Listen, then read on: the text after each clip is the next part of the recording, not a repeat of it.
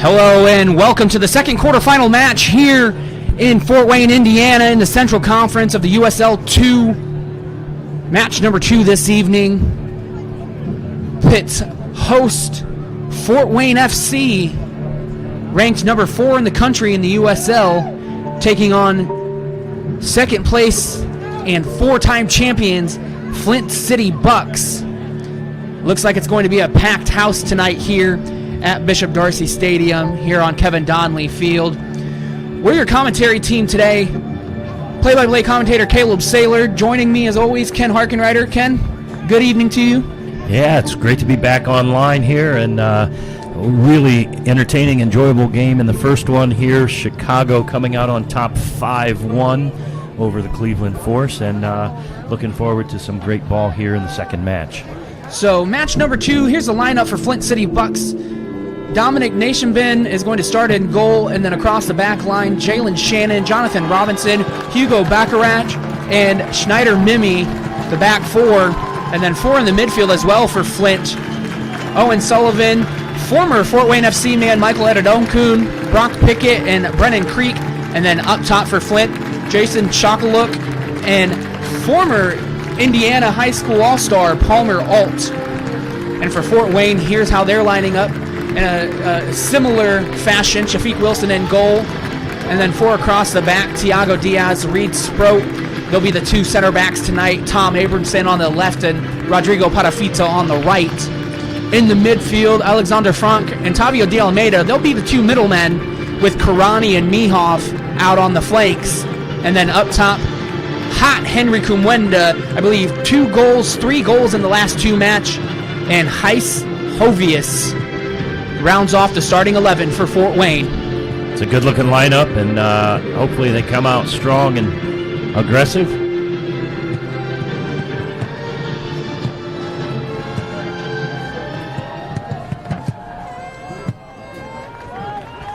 Ladies and gentlemen, please stand, remove any hats you may be wearing. So now we're going to have the playing of the national anthem. Sung by Fort Wayne's Tabitha Kaywood.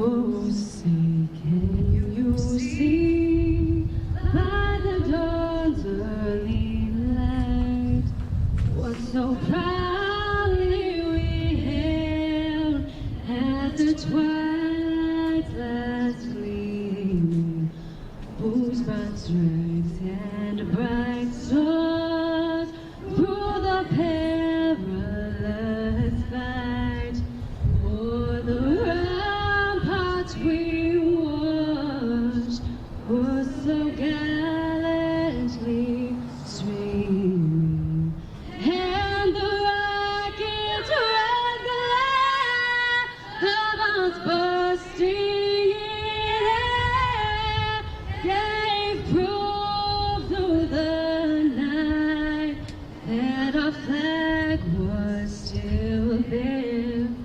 Oh, say does that star-spangled banner yet wave for the land of the free and the home of the brave?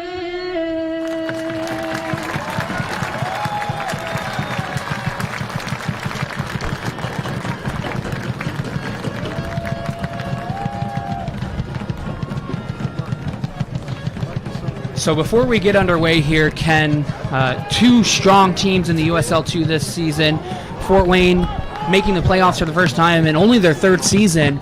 But for Flint, this is the 23rd time that they've made the playoffs in the 26 seasons they've been part of the USL 2. We've both seen a lot of Fort Wayne. So for Flint, who do Fort Wayne need to watch out for? Who are some of the standout players for Flint that could prove dangerous for the boys in blue? Well, we got Baccarat, obviously, on his way to Indiana University this fall, so he's a solid defender for them. Played in 11 matches throughout the course of this season for Flint. So he's certainly somebody they build around. They got 5 goals out of Gomez, IUPUI player. So again, got some pretty strong, high-level collegiate players that have all assembled there in Flint. So I think it's going to be a great matchup. They're 29 goals on the season. They've only lost a single match throughout the whole year. So they're certainly deserving of that number 2 ranking. And of course, as we mentioned earlier, Chicago, the number 1 team in the power rankings in the most recent poll. So 3 of the 4 teams here in Fort Wayne right up in the top echelon of USL across the whole country. So that's exciting.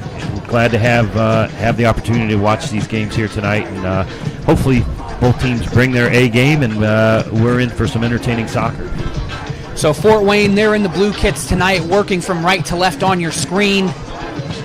Flint City in the red kits, working from left to right. Fort Wayne's going to start with the ball here in the first half. And thank you for joining us wherever you're watching from, whether you're watching on 11 Sports or some other platform. And we're underway here at Bishop Darcy Stadium at the University of St. Francis here in Fort Wayne, Indiana.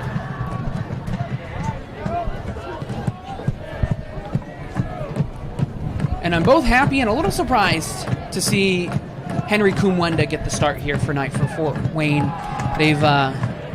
He's played in a couple of friendlies, not a lot of league matches, but we talk about this, making your chances count, and he certainly has here at the tail end of the season, so he's earned this start. Exciting player, brings a lot.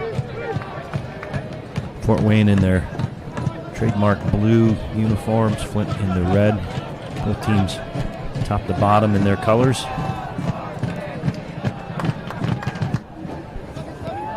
And from a neutral standpoint, pretty disappointing this quarterfinal, not because of the skill, but because 2 of the top 4 teams in the country will be going home this weekend. Their season will be over. Chicago City in the first match, they won 5-1 over Cleveland. They're ranked number 4. Flint ranked number 2, and Fort Wayne ranked number 4. And the way it all shook out was you get the three of the top 4 teams here in Fort Wayne, but it does make for some exciting action. Yeah, and Coach Avery, as always, tried to put a really positive spin on that. Hey, if you're going to go all the way, you got to beat the best the teams at some point. You got to play the best. So not letting that get inside the guys' heads at all. So here's Parafita Aradonkun. He's on him. Flint playing a little bit higher here. Just trying to put that pressure on early. That was a good step in by Shokoluk. It's a throw in for Fort Wayne.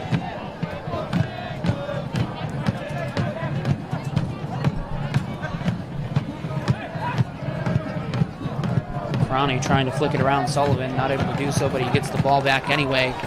He plays it out to Abramson. He's running up the line. He's got a little bit of space. Yeah, Abramson covers those flanks so well. We've talked about that as the season has evolved this year, that so dangerous. He keeps that space out in front of him.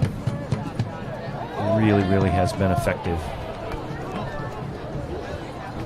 Robinson did well to just head that flick on from Hovia. It's out.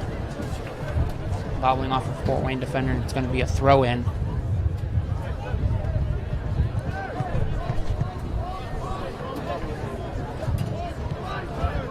Here's Shannon. Out to Mimi. You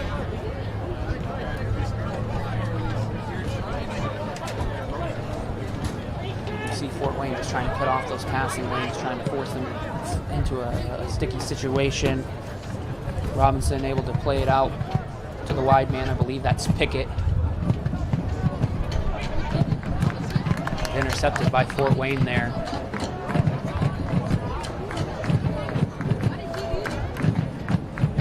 Flint on the drive. Shogaluk trying to weave his way through, not able to do so.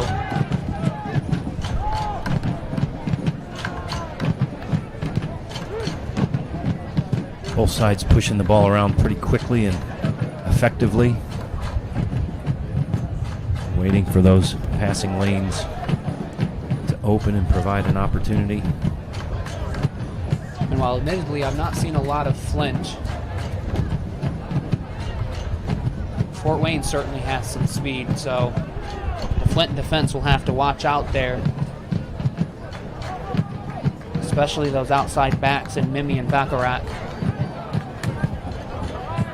Here's Mimi on the ball now. He's got Adedonkun with him. Adedonkun able to get around Patafita. Shot is wide and it goes for a goal kick, but decent opportunity here early on. Yeah, just a bit errant. I think he maybe saw an opportunity and didn't quite catch it the way he wanted to, and kind of floated to the left on him. But that was Brennan Creek with the shot. Here's Adedonkun playing a long ball over top. Thiago Diaz up for the task there.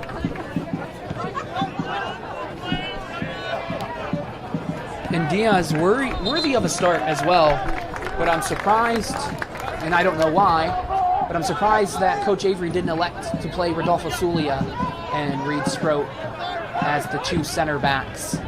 They've been pretty solid. Pretty solid. 3 goals given up the whole season. Yeah, and Coach Avery has had the fortune of being able to rotate players in and out, even though he's not lost many players this season along the way. But regardless, Zulia is on the bench tonight. Here's Sullivan for Flint on the ball.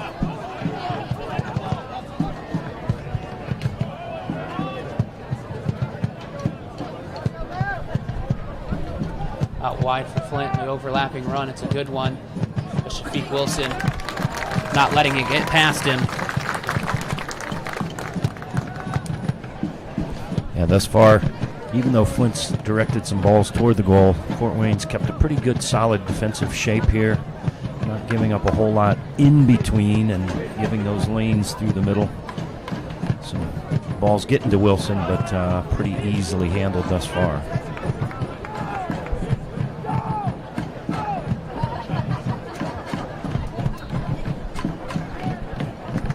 We've still got a few people trickling into Bishop Darcy Stadium.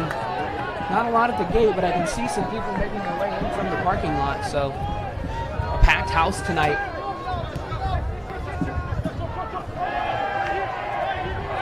No foul against Mimi there, as Karani is dispossessed.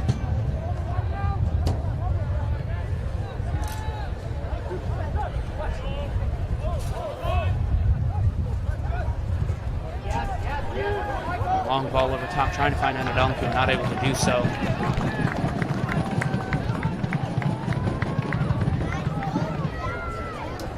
And subjectively, I don't want to have to say this, but Flint's kits look pretty good.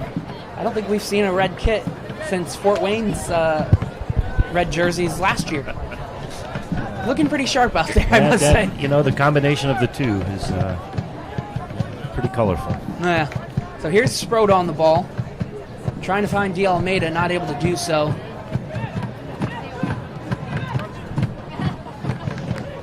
Flint taking advantage of the situation here. Oh, the referee's having none of that. Flint shut things down pretty quickly for Fort Wayne, though.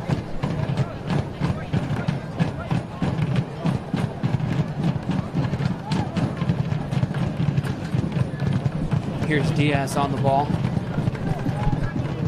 Out to Patafita. He's got Alexander Frank. Played the ball nicely into the center space there. Mihoff had the run of Abramson. He elects for De Almeida. But here's Karani. He's in the box, and a good tackle from Mimi. Sends the ball out for a corner kick. Yeah, tighter first touch there would have served him well. Kind of let it You can Get see away from himself him. setting Yep. himself up. Yep. You let him get away from him a little bit, and gave just an opportunity to come in and get that poke. So Abrahamson's going to deliver this ball.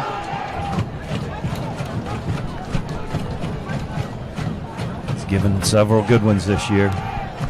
Finding the back post here, Sproat with the header. First clearance from Flint. The second one comes out to Adedonkun.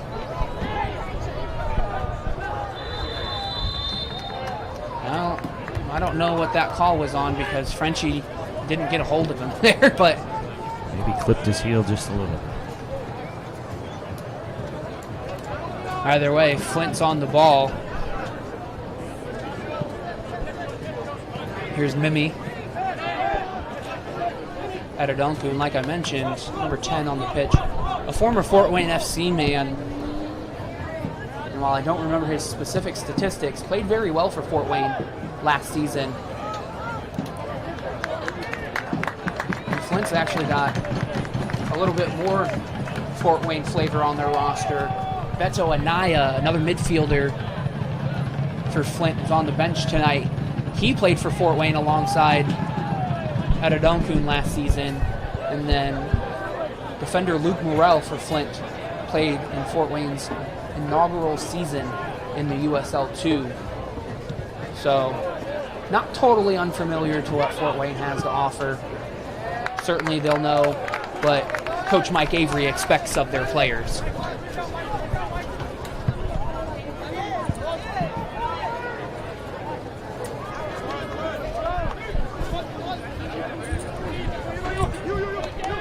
Again, Adedonkun, very, very explosive. Can create something out of almost nothing. My memories. Type of player you want on your side, not against you. My memory serves me correct. He scored the last goal of the season last year for Fort Wayne FC against Cleveland. Ultimately resulted in nothing as Fort Wayne was fighting for a spot in the playoff. They finished third in the Valley Division last year. Yeah, certainly a player to watch out for.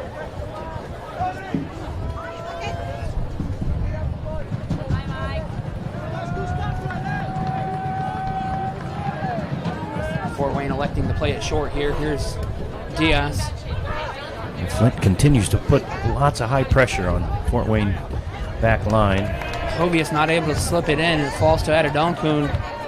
He's got Shannon out wide. The ball falls into Shokaluk, and it's a goal for Flint. Here in the 12th minute at Bishop Darcy Stadium. Good quick play from Flint here on the near side. Adedonkun doing well to find Shannon, whose cross gets through a couple of Fort Wayne defenders. And then Shokaluk able to shake off some Fort Wayne players to put it in the back of the net past Wilson. Yeah, everybody involved on that from Flint did exactly what they should.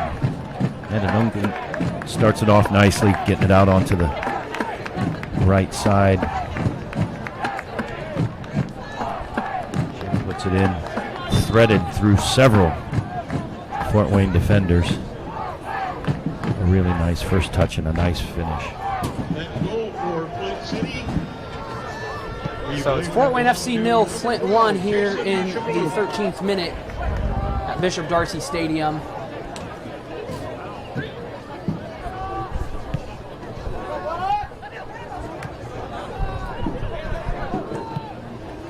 Ball over the top, trying to find Adedonkun.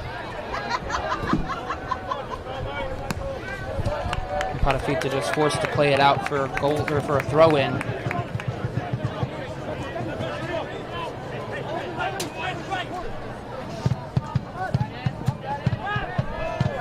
Almeida does well to just use his weight to pick the ball off of number 21 for Flint. And here's Kumwenda. Slips in Abramson. That's good awareness by Bacharach. It's a nice idea, just a little bit too much pace on that ball. Abramson not able to bring it in under control.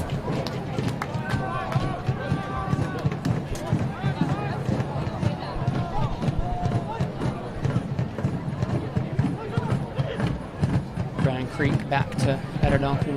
Here's Creek again.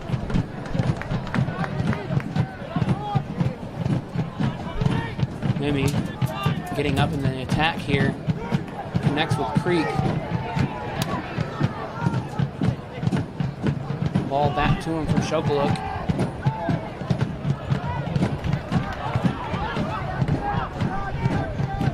Flint really finding those tight lines between the defense, stringing some things together. And the race is on here. Hovius gets the first header to it. But the Flint defense and Shannon and Bacharach did very well to just squeeze him off the ball there.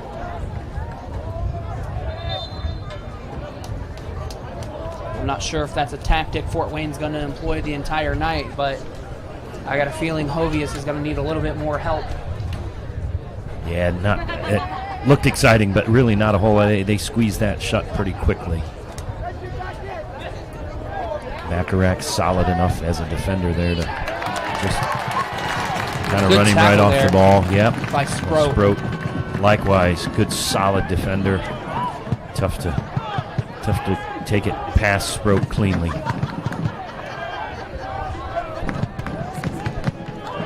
Frenchy plays it out to Hudafita, and it's back to him.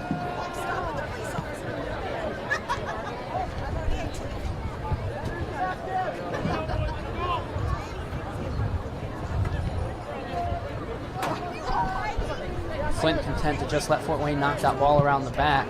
Long ball over top, trying to find Karani, not able to do so.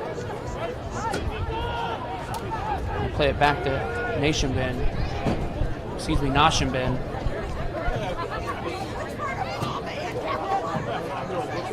And if you didn't watch us the first match, or if you haven't watched us all season, I apologize in advance for any mispronunciations of the names. We try to find them online as best as we can, but there's not something that's provided to us beforehand. We just try the best that we can.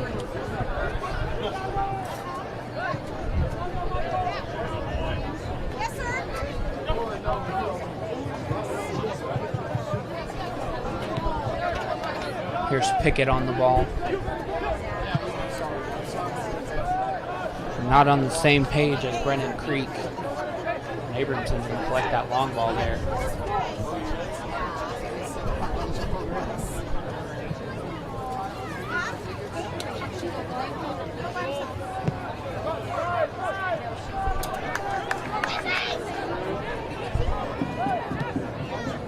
Sproat trying to play that ball through to Karani, not able to do so. And the Flint player is well offside. And Fort Wayne's not really connecting as well as they typically do with the midfield. They're trying to bypass most possessions here, going straight to the front. And clearly Flint just too strong across that backside to really amount to much. Taking on Mimi here. Mimi doing well to just slow Karani up, but he's able to get around him onto his left foot, and he's tripped up. The referee says no foul, and it's going to go for a goal kick. A bit of a questionable call there. The referee says nothing doing. We'll see if we can get a replay here. And there's definitely a tangle of legs. Whether it's incidental or not. Wondering if he's read Karani's left leg coming back around as a little gamesmanship there. I don't know. May well have been enough contact. He maybe tried to oversell it slightly. As we often say, Caleb, there's only one opinion that matters. Mm-hmm. We can say whatever we will, and the game plays on. So if you're just joining us here on 11 Sports, Flint took the lead in the 12th minute thanks to a goal by number 12, Jason Shokaluk. A good finish by the forward there, but Fort Wayne now in the attack. Here's Karani. Pulled back there by Pickett. The referee calls a foul. Karani's one of the players they're going to have to watch out for because he's got tons of speed. We saw it there. We saw him getting around Mimi, trying to drive down that end line.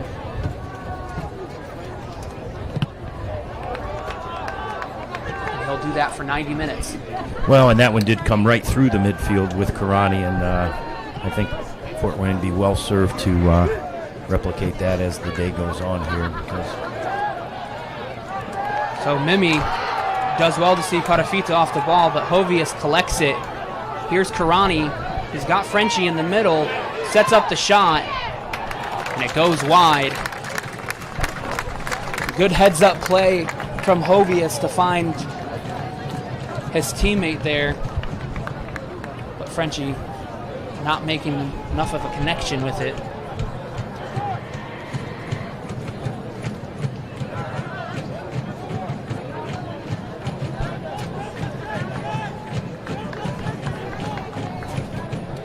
Minutes in, both teams kind of settled in a little bit here. Hopefully Fort Wayne continues to increase its share of possession here. Start creating some good chances. Good header won by Aradonkun there, but Stroke gets it back to his goalkeeper, Shafiq Wilson, who admittedly only started games about halfway through the season. He had a family emergency very early on before the first game, and Ari Briscoe stepped up and did well and deservedly earned that starting spot. Well, then once Briscoe went with the Puerto Rican national team, Shafiq stepped in, and Wilson doing just as well. So, yeah, we've been well served in the nets this year again. Total of 3 goals in league play all year long. 31 tallies. Good column. Right toward the top of the league. Part of the reason Fort Wayne is in that handful of the most powerful teams in the country. So long ball over top. Not able to find Palmer Alt there.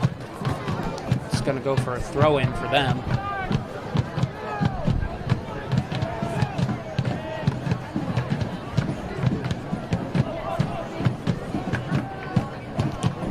Sullivan playing it back to Shannon. Shannon looking over the top.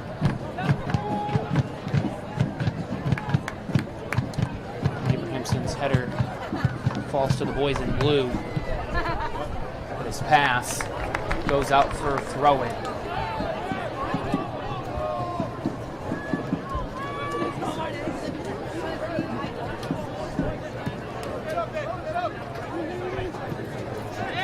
I don't know if this is a personnel change or a gamesmanship change, but Fort Wayne playing 4 across the back, which is not something they've done often this year. They typically play 3-5-2. This time they're electing for 4 across the back there.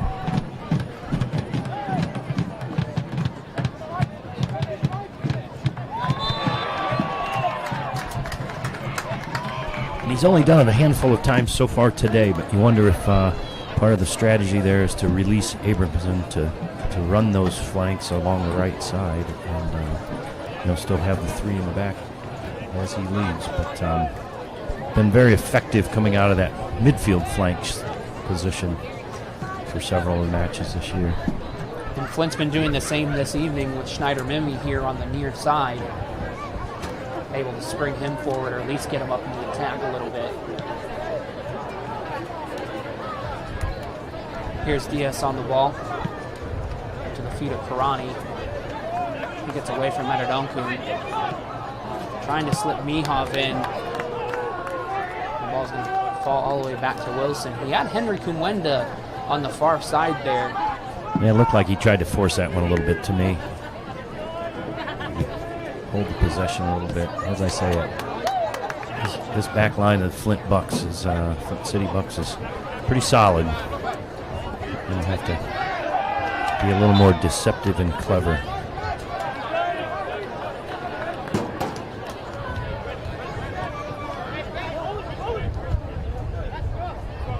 So a foul on Flint there.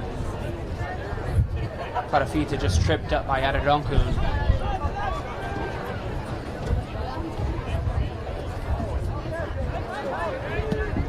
Yes, put under pressure by Shokolov. He stumps it out of bounds for a throw-in.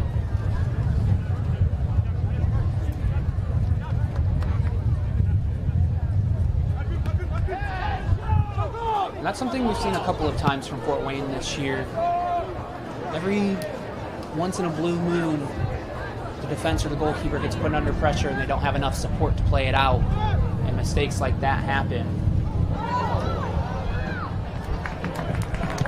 And that was just a slip from Parafita. Diaz able to clear it out for a throw.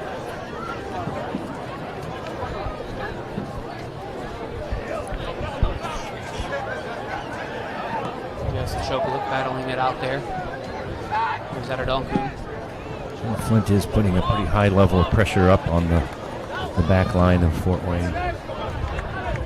And to your point, closing down that time, closing down that space that they have to work with it. Here's Sullivan and Mimi. Does well to get around Parafita. And the referee calls for the original foul against Mihov, putting Flint in a dangerous position here.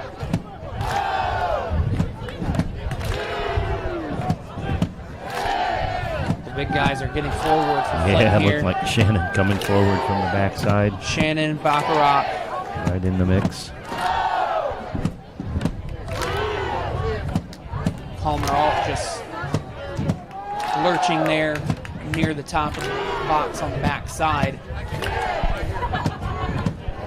It's going to be Adedonkun to deliver it. The near post cross not able to get past Alexander Frank, but it fell right back to him.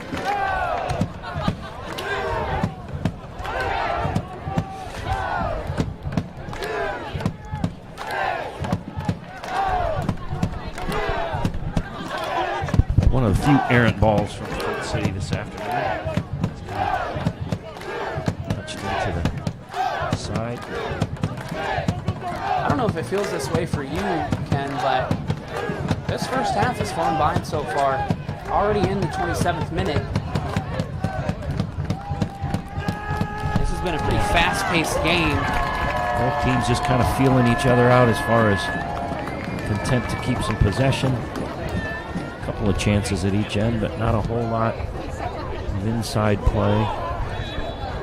Handball called against Kumwenda there.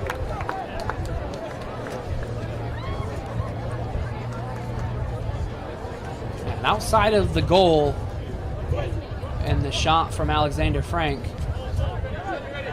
not a whole lot between these two sides. The Flint defense has held tough so far. Definitely have been forced to bend, but haven't broken.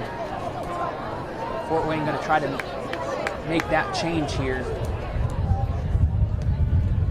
Almeida trying to find Abrahamson, not able to do so.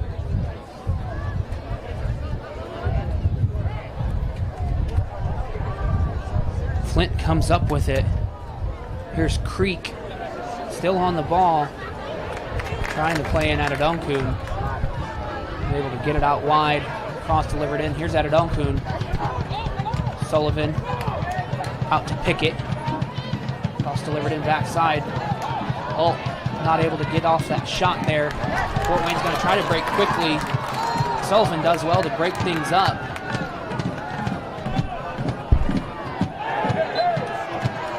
Foul on D'Almeida.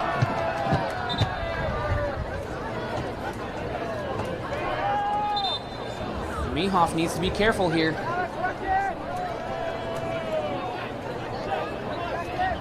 Saying too much to the referee will get you a yellow card, and that's not something you want here early on.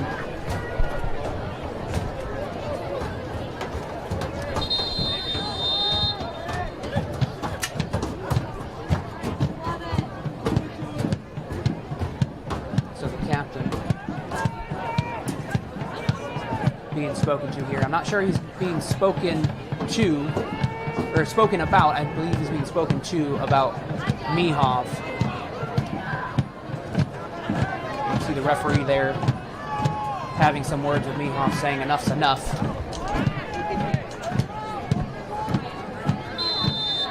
So Adedokun on the delivery here. Not entirely sure what he was going for there. No, neither case. He's hit the last two of their restarts, and first one was driven too low, and that one obviously floated up over the top. So De Almeida trying to find Kumwenda over the top there. Robinson aware of the danger.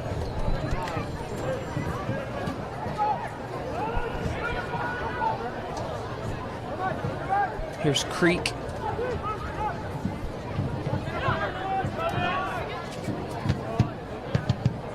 Ball back to him.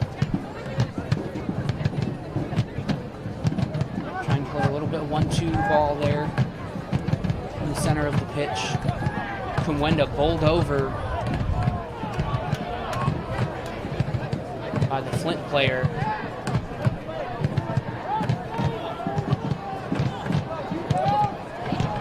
Going on a little bit of a trip, but here's Robinson.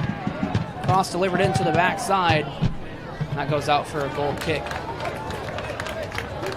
And I think if Fort Wayne's going to compete with Flint tonight, they're going to need to be a little bit more physical.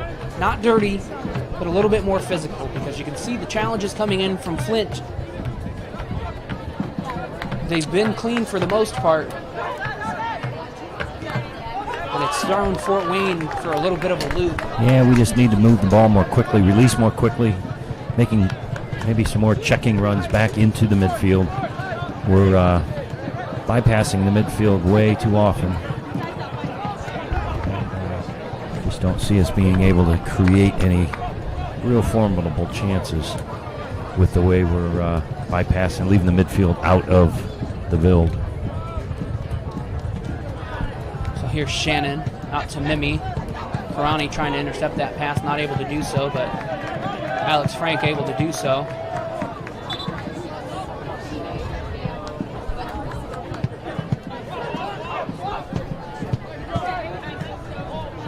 Shannon over to Baccarat.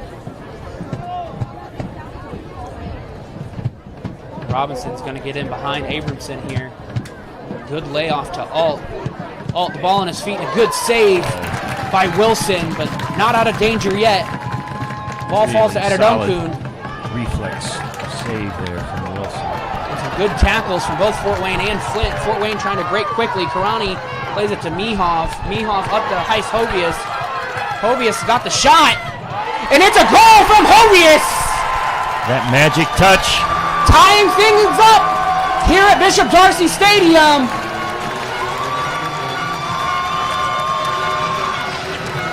Hovius at the right moment,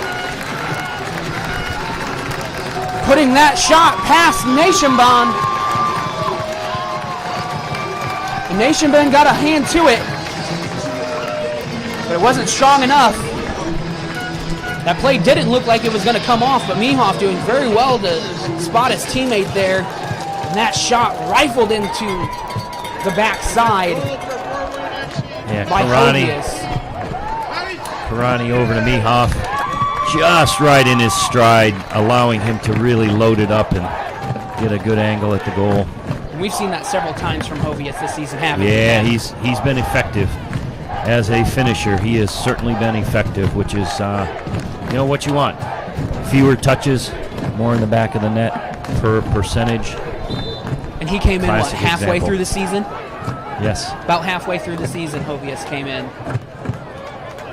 And already, I believe, if not one of the goals leaders He was Fort leading. Wayne.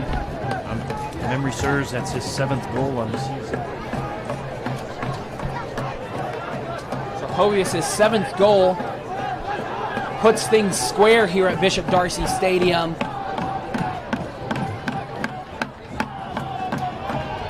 Good battle between two of the top teams here in USL 2.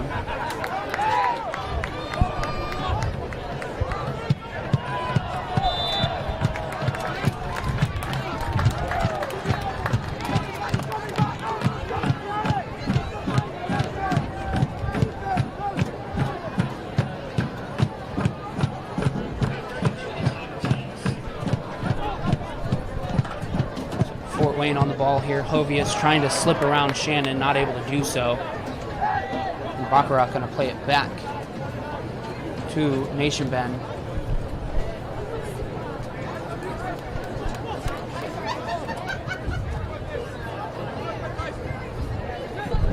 Looking for the long ball over top. Adedonkun aware that he was offside. He was getting ready to go, but elected not to. That keeps the ball in play. A little bit of pressure there from Creek. Diaz able to just step away from him. Doing well to release that ball. Kumwenda not able to receive it. Play on. Here's Patafita. To Pirani. He's looking for the backside there. He doesn't have anybody there. He's trying to cross it in. The ball comes back to Flint. Here's Alt.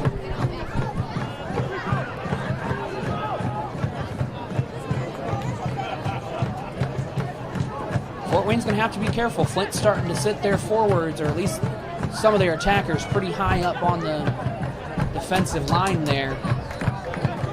Robinson trying to sneak in on that far side.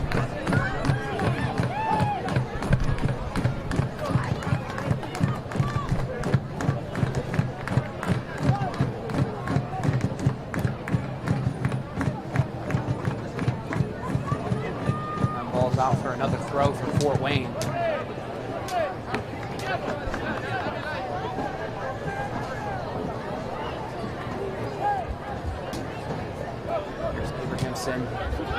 Out to Frank. Frank plays it quickly to Patafita. Flint does well to just shut down the passing options for... Yeah, they're closing in on the ball very quickly all over the field. A misplaced pass from Patafita sends Shokaluk the other way. And that's going to be a yellow card for Diaz. Yeah, unfortunately, you spoke to that earlier, Caleb. Patafita just an errant ball and leaves everybody in very exposed, vulnerable position. Diaz having to take care of business there to stop the break. And a professional foul, probably not in the best area if you're going to give one of those away, but needing to stop the attack nonetheless. And this gives Flint a good opportunity here. Robinson and Adedonkun standing over the ball. A lot of bodies forward. Fort Wayne looks like they're playing rock, paper, scissors to see who's going to be on what part of the wall there. A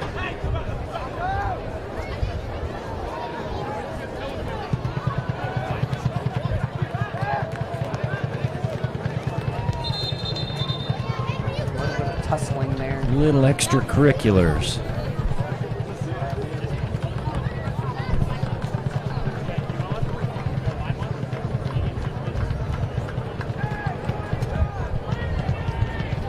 Talking to, I believe, Shannon and Diaz.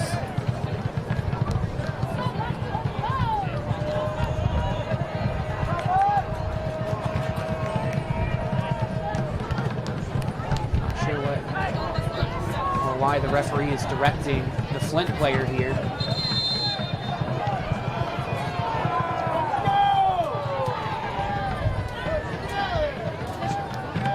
Shokaluk and Baccarat trying to do something here.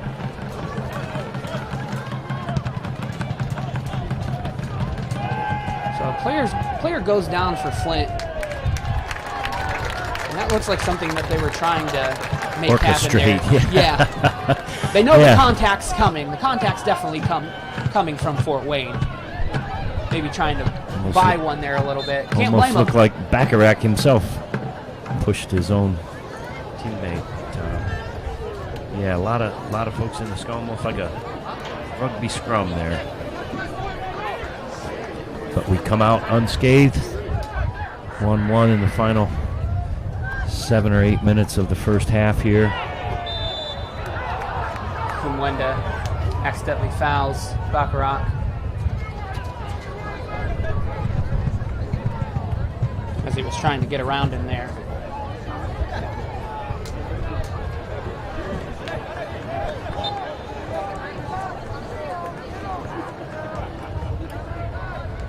last several minutes been disrupted quite a bit with errant balls and fouls, so hopefully we can get back into that rhythm. As you said earlier, Caleb, that was really a good flow to the first 25 or 30 minutes of this half. Both teams moving the ball around pretty nicely. So it's going to be a throw-in for Fort Wayne here that came off Baccarat for Flint.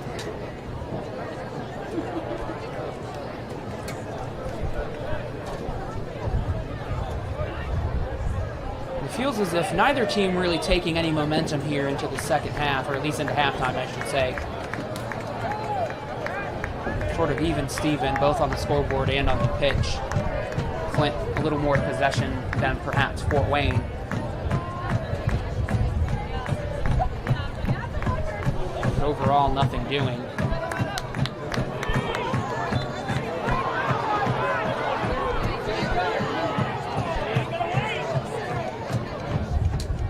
Foul on Kumwenda against Baccarat there again. Kumwenda needs to be careful.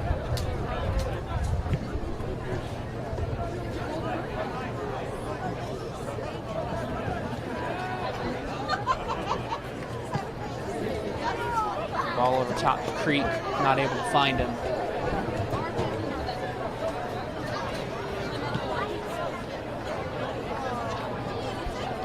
Here's Diaz.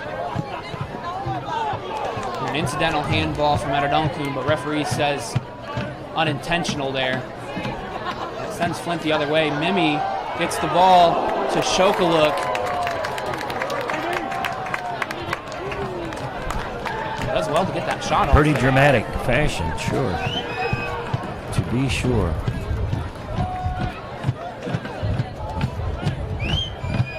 Shafiq Wilson either unaware or unafraid from that shot. Looked like he knew it was going out. In either case, unscathed, thankfully. And that all started from yet another sloppy touch from the Fort Wayne defense, giving Flint City a really good opportunity pretty quickly.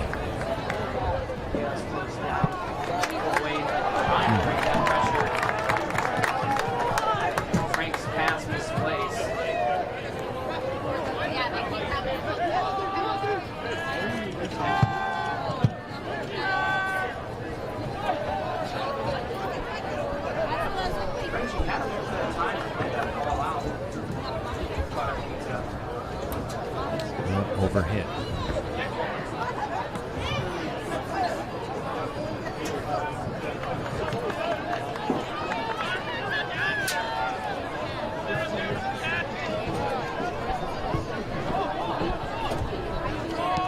I don't want to cause a commentator's curse here, but Shafiq Wilson needs to be a little careful with playing that ball to his defenders, because we've seen it a couple of times this season. Misplaced pass from him, resulting in a goal. I believe both those times happened in a friendly, but nonetheless, you certainly don't want that happening here in the playoff. So Frenchie able to find Katafita this time. He's going to get the cross away. He's not able to get it past the first defender.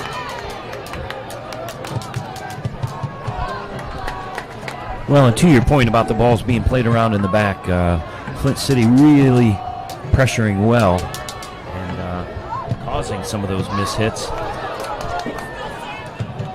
So Sproat trying to spring Hovius, and it looked like Hovius thought that that ball was going to roll, but it kind of died on the turf there, at least a little bit. Still rolls out for a goal kick.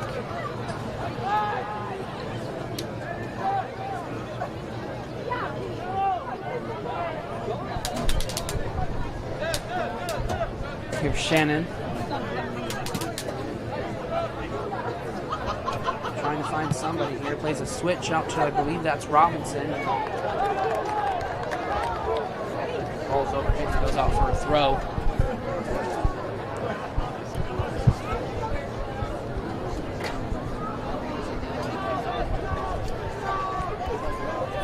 Closing in on the final minute of the first half, with the addition of some stoppage time, of course, but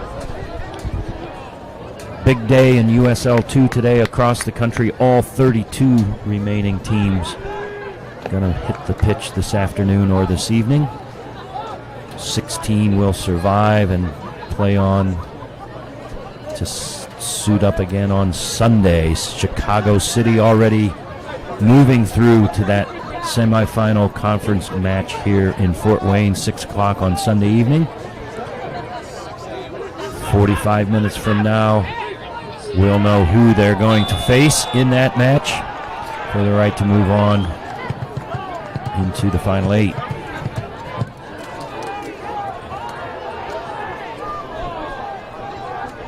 Foul against Frank there.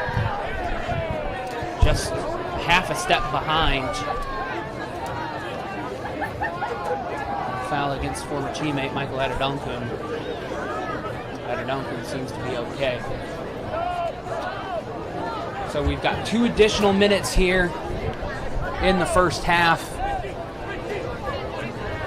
Both teams going to try to take as much advantage of that 2 minutes as possible 2 here. minutes, stoppage time. Orlius's clearance. Yeah, he meant to do that, I'm sure. Big whiff and then a misplaced pass, trying to find his teammate Mihov. Not necessarily teammate, but same junior college Mihov and Hovius, both Coffeyville, at some point playing under assistant coach, Fort Wayne FC assistant coach, Keenan.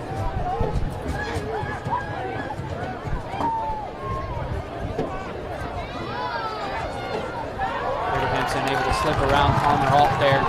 He's looking for his options. He doesn't have many, but he has Karani. Baccarat does well to just poke that ball away. Very much at that moment in the match where you definitely don't want to give one away, but boy, a lot of momentum into the locker room if you can put one in. Creek trying to slip in behind there, but Sproat aware of the task, but that misplaced pass from De Almeida gives Flint the ball here in the dying moments. Robinson gonna shoot, and it's a goal! Boy, almost looked like Wilson just didn't even have a line on that one. Flat-footed. We said he was either unaware or unafraid on that earlier one that went wide of the upper 90, and unfortunately that very same upper corner betrays him. He didn't have a lot of pressure after he went around Kumwenda. Mihov trying to step in front of that shot. Here's another look at it. Does so well to get that shot off and just put it exactly where he wants it. Upper 90, back post, right before halftime. Wilson frozen on his feet. Yeah, that commentator's curse coming through. And that's the half here at Bishop Darcy Stadium in quarterfinal number 2. Flint taking the lead just at the end here. Beautiful shot. Final seconds of the first half to take a 2-1 lead into the locker room.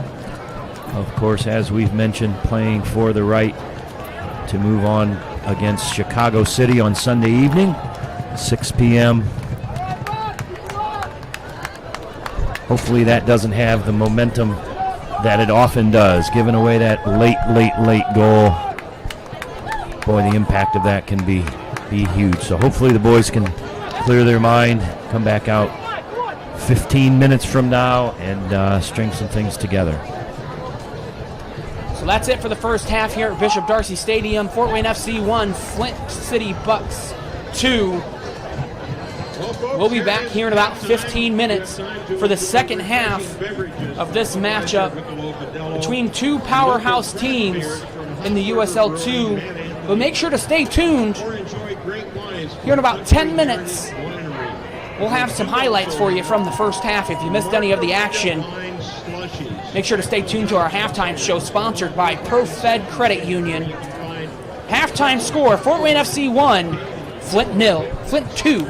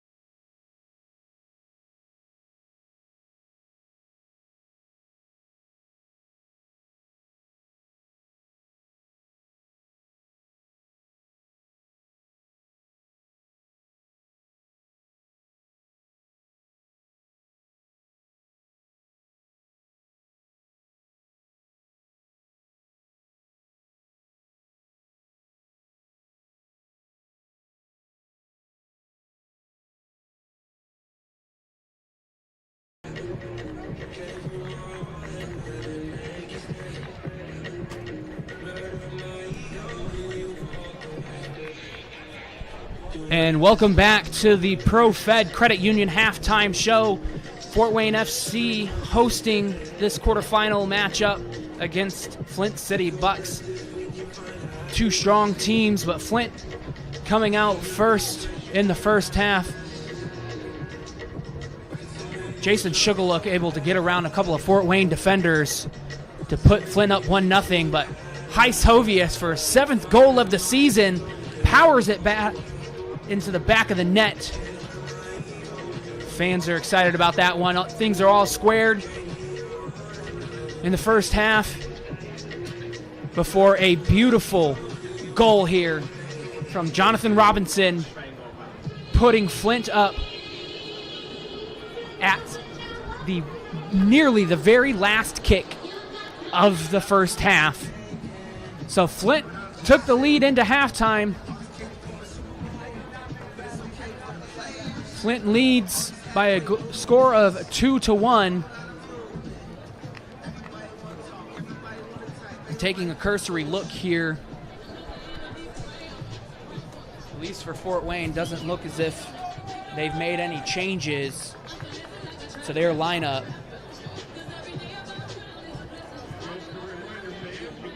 And I'd be surprised if Flint made any changes either. Flint has been playing very tidy in the first half, and I imagine it's going to be much of the same for the second.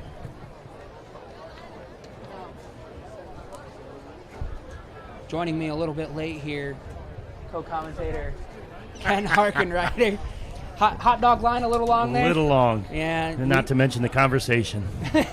Well, I mean, we've got lots about of things to say. Yeah, we've got about 2,500 fans here tonight, so it's no surprise that lines are a little bit long. You got to get down there quick, and if you can't get through the crowd, you're going to be waiting a little bit. Try to not pull the employee card around here, do we? And it's fabulous. Have enjoyed all season long. Soccer fans coming out from every corner of Fort Wayne. Of course, being around 150 years like I have been, there's a lot of them that we have to say hello to.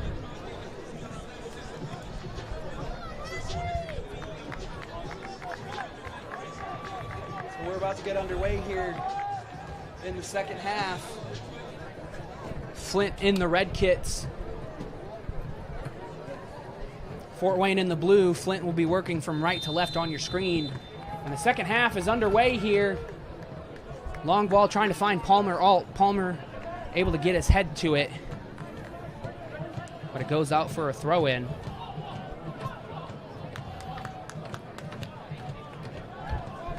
Well, again, hopefully Fort Wayne able to get out from underneath that late first half goal. Get some momentum here, building through. They stringing together through the midfield a little bit better as the half went on, but see if they can maintain those connectors. So as I mentioned, I can't make out any substitutes here for either team. I don't see any at first glance immediate.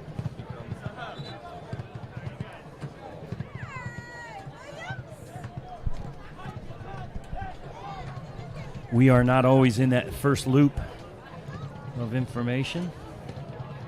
Haven't heard anything from the stadium announcer either, so it'd be safe to say that sometimes Goodyear's is the best way to be in the loop. Patafita driving quickly. Nice Karani ball. just gets that ball caught out under him. And Karani trying to play Patafita in, but Patafita was offside, and that's going to roll out for a goal kick. Unfortunate for Karani there. A good sign of life for Fort Wayne in the opening seconds here. They'll have to fight hard here in the second half to claw one back. Fort Wayne did well to knot things up thanks to Heis Hovius. that goal from Jonathan Robinson just shifted the momentum, at least at halftime anyway.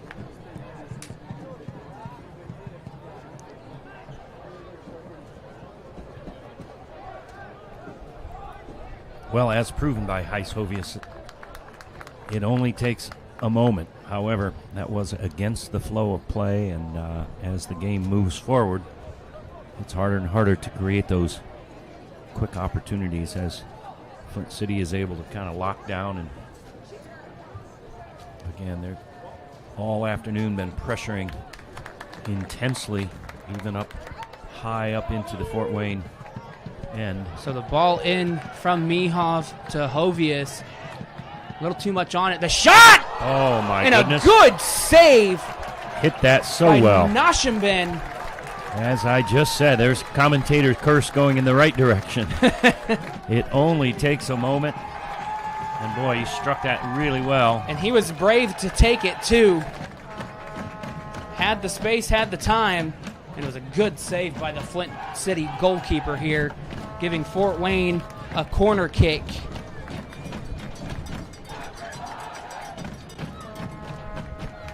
So the cross delivered in. Shannon's the first head to it. With the foul against Fort Wayne.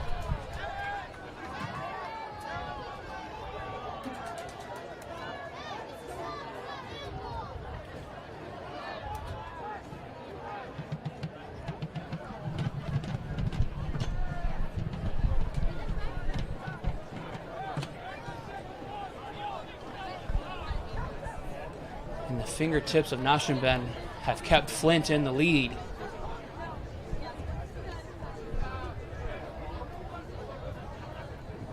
Flint coming the other way. Here's Palmer Alt. Robinson. Cross deflected off of Abrahamson. Gives Flint a throw. Alt able to sneak behind the Fort Wayne defense here. Another cross in from Robinson, but it goes straight to Shafiq Wilson, and Wilson going to try to spring Hovius.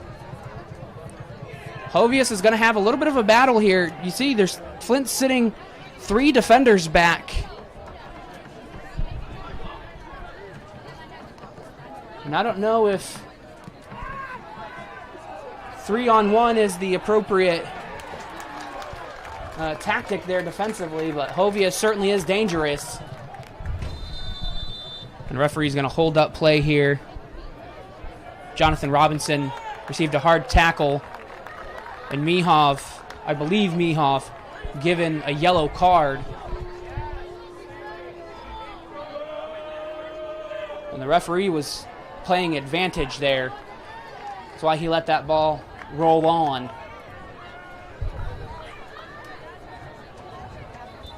But Mihov not able to escape punishment, unfortunately. Miraculous recovery from Robinson. No magic spray involved.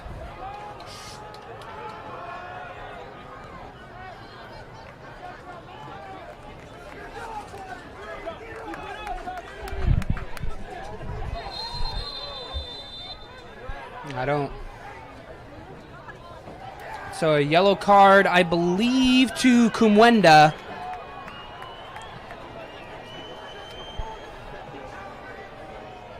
Captain Alexander Frank needs to just get a hold of his players here. Letting emotions flare up just a little bit too early here. So Kumwenda given a yellow card. The referee motioned like he was saying hands in the face of Robinson. Unfortunately, I couldn't see it from my vantage point.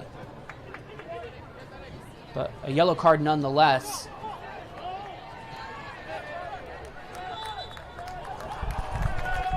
He's been paying an awful lot of attention to those extracurriculars tonight, so going to be tough to get away with even the slightest bit of gamesmanship.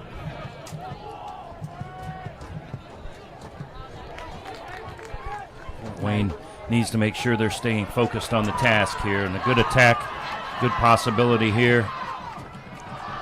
And Mihoff trying to play Karani in, but he had Patafita out to his left. Elected for the worst option. Adedonkun puts Frank on his feet. Puts Frank on his backside, excuse me, but Tavio de Almeida able to dispossess him. Here's Patafita again, trying to find Hovius. It's Hovius and Bacharach. It's going to go out for a corner kick.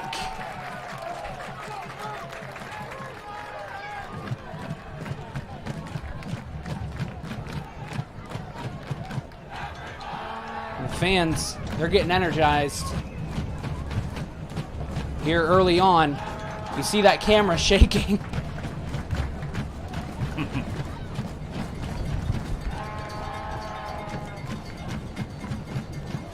Ball delivered in from Patafita. It's a good corner. It's cleared off the cross. Oh my goodness. Cleared off the line and Adedonkun's away. Abramson's going to need to recover quickly and he does so. Good defensive work by Abrahamson, but he's still got work to do. Great recovery run. And the fans not happy about that. Here it is again. That looked like it stayed out. It was a good goal line clearance by Flint. Fort Wayne fans not happy about it. But it looks like on the replay, the referee got the call right. And Flint able to break quickly and giving them a corner kick.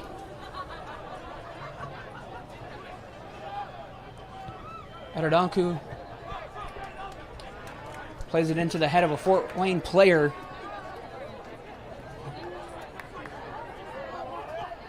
Good foot in by Abrahamson. Hovius, aware of the danger, plays it out to Mihoff here on the near side. Seems like the fan energy is making its way down to the players here. Fort Wayne playing a little bit quickly. The shot from Patafita goes out for a goal kick. Could have probably done better with that when we had some numbers up. Moving the ball around, pretty good shape and positioning. And not really a very dangerous chance there from Parafita. Yeah, you're going to have to do very well to put it into the back of the net from that distance.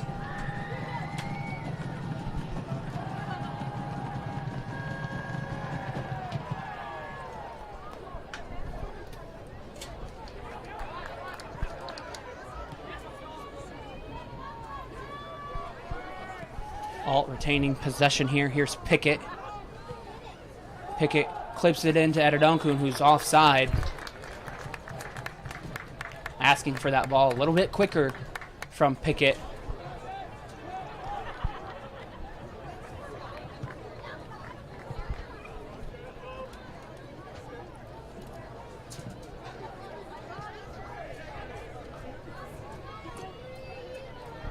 Pickett just applying a little bit of pressure there, forcing Fort Wayne to play it back to Wilson.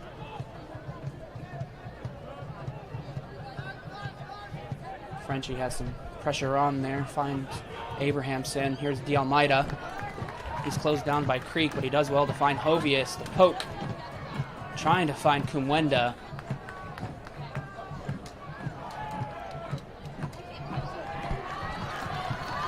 Frenchie puts Karani in. On the left foot, the shot deflected. And the follow-up, and a block! And the block again! Flint doing everything they can to keep that ball out of the back of the net. And a good series of blocks from the Flint City Bucks. Coach Mike Avery calling for a handball. We'll get another look at it here.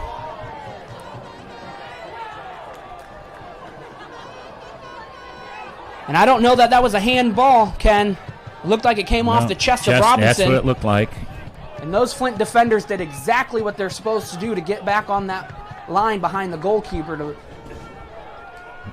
try to provide some coverage in a situation like that. Going to be buying the pizza tonight, isn't he? His defenders just where they need to be. Twice now in a matter of moments, Fort Wayne beating, getting the ball behind the goalkeeper, only to be rejected off the goal line. So Shokaluk putting Sprode under some pressure there, but Fort Wayne able to clear their line. They're going to break again. Karani on the ball, calling for it is Mihov. Mihov is going to get on the end of it. But Shannon does well to stifle the attack. Here's Mimi in a little bit of a space here. Palmer Ault is calling for it here on the near side. Fort Wayne needs to get numbers up in attack because you see Flint's got 7 defenders back and it's only Heiss Hovius up there. In fact, 9 now behind the ball for Flint. And they've been consistently doing that. Again, I think the higher degree to which Fort Wayne builds through that midfield, they're going to be able to find some.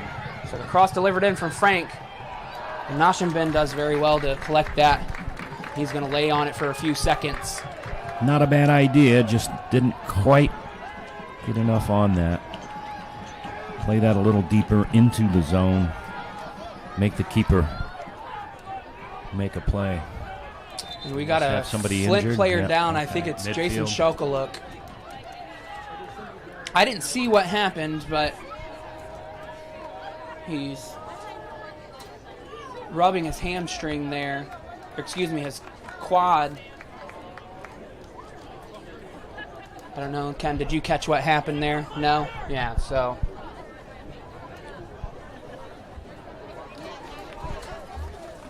Nashenben just throwing that ball out of bounds.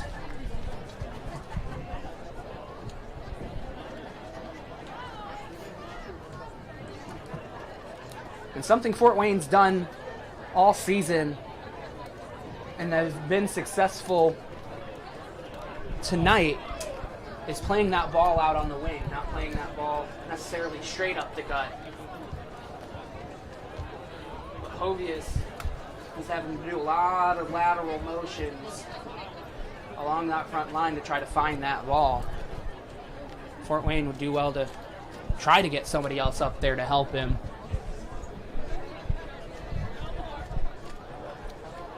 The ball, I think Kumwenda is meant to serve that purpose, but the ball not necessarily falling to him. Again, to your point, Flint very strong in their recovery in and behind the ball. They're tucking in. Minimum of 6, more often 7, even 8. Last Fort Wayne attack, 9 players in behind the ball, tucked in. Very difficult for a single player or two to penetrate. So Shokaluk looks like he's going to be okay. And the throw goes to Fort Wayne, but presumably Kumwenda is just going to play it back to Nashenben.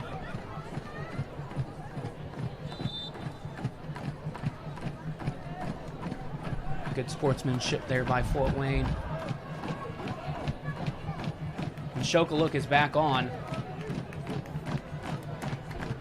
Good communication by D'Almeida there, just letting him know that Shokaluk's back on and to be aware of him.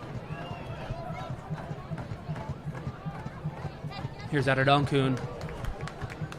Patafita not able to stay on his feet, but able to recover decently well. And the shot from Adedonkun. And that's the 3rd or 4th time Patafita slipped tonight. He might do well to maybe change his boots or something, because these are no contact slips that are happening. He's not like he's being pushed off the ball. He was waving his arms as if he had been pushed off, but I didn't see any contact.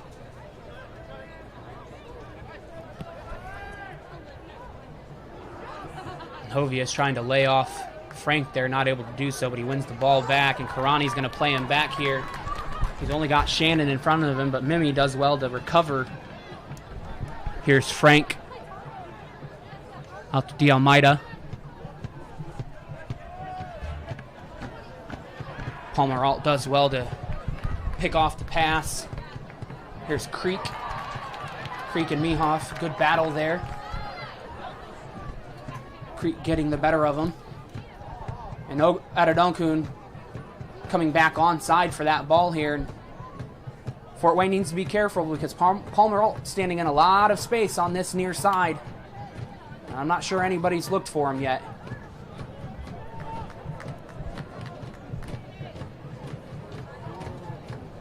Adadalkun making those penetrating runs, been very dangerous. There's another example of Flint with that high pressure, putting the backs under. A bit of a lazy pass there from Abrahamson. Karani's going to try to beat Mimi with his speed here. He's able to do so, but he's still got him on him. Trying to play it into Hovius, and a little bit of a mix-up there between Karani and Mihov. And it's just those momentary lapses. Yeah, they're doing a lot of things, stringing some nice balls together. It's just that final touch. And again, they've twice now beaten the keeper, only to be denied at the goal line.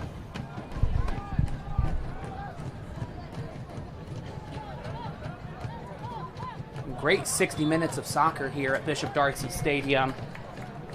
And if you're unaware, the first quarterfinal matchup tonight was Chicago City versus Cleveland. Chicago advancing to Sunday semifinal at 6 p.m. They beat Cleveland 5-1 in that first match. So Chicago will be playing on Sunday. We've got about 25 minutes to determine who will be that second team.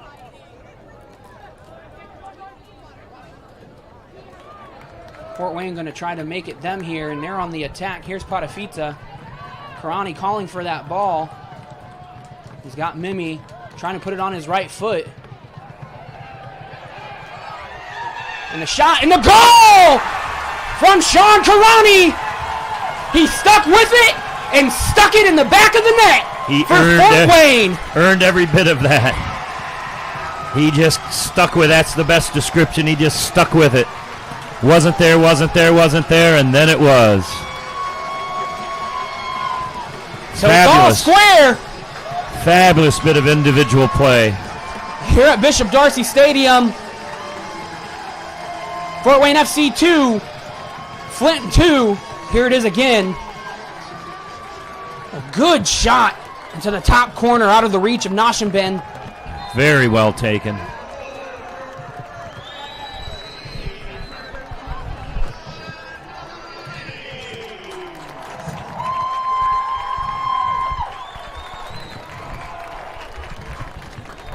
So Flint trying to collect themselves there. Karani just using his pace and his quick change of direction there just to create a little bit of space for him there to get that shot off. Well, and he almost lost his balance halfway through and recollected himself and just stuck with it. What a great example of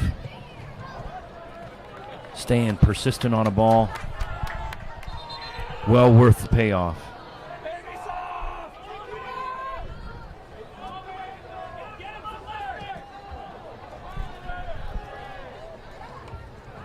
So a Flint player down, I believe that's Palmer Alt.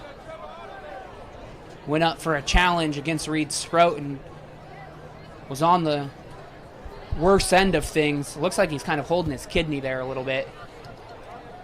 My wife's down in the crowd, so she can't correct me here. She can't hear what I have to say.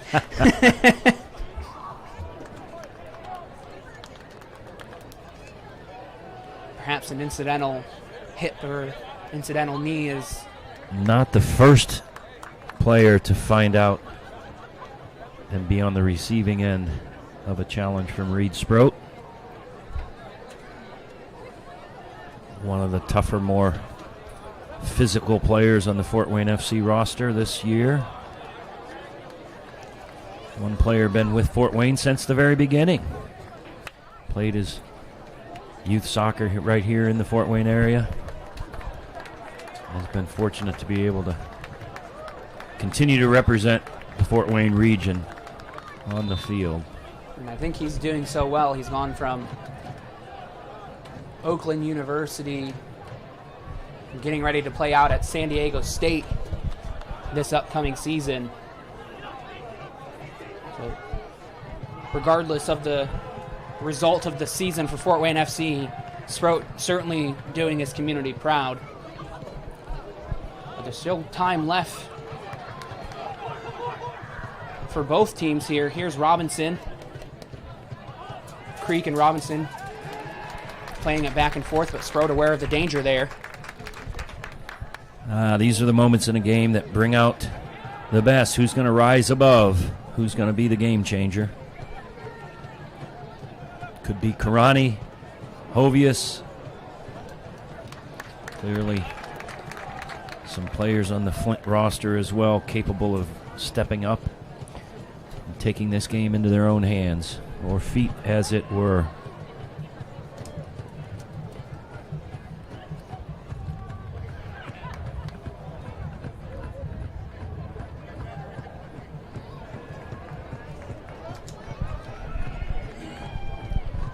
So Hovius dropping a little bit deeper to receive that ball. Here's Parafita. Mihov trying to slip in behind Shannon. Shannon just doing enough with his positioning to see him off that ball. Not sure there's some obstruction there or not. Kind of looked like it, but referee says nothing doing. Well, Fort Wayne clearly had the better scoring chances in this half, and I believe it's they're connecting so much more successfully through the midfield and staying connected from midfield in front, as opposed to just trying to play over into that lone striker or two. Again, Flint recovering behind the ball very well. Case in point here again, fully 9 players in behind the ball. Flint every time breaking with speed too, so as soon as they get the ball, they're looking to go and go quickly.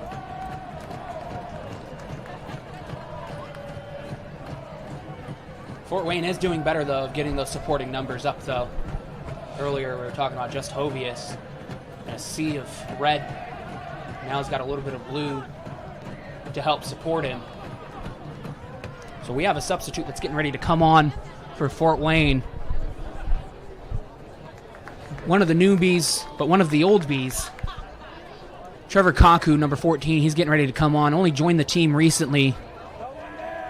However, he was on the roster at the beginning of the season, but he needed to have surgery on something, an unspecified injury from Coach Mike Avery, but that put him out for most of the season, but he was able to rejoin the team here for the final stretch, played in the friendly against Adelante. Now he'll make his playoff appearance here. I think he also got some minutes against King's Hammer in that last match away in Cincinnati. Adadonkun and Parafita. It's been a battle all night. Ball falls to Mihov. He's tripped up by Robinson. Parafita did a nice job of digging that ball out and laying it in that lane. Excuse me, that foul was against Shannon.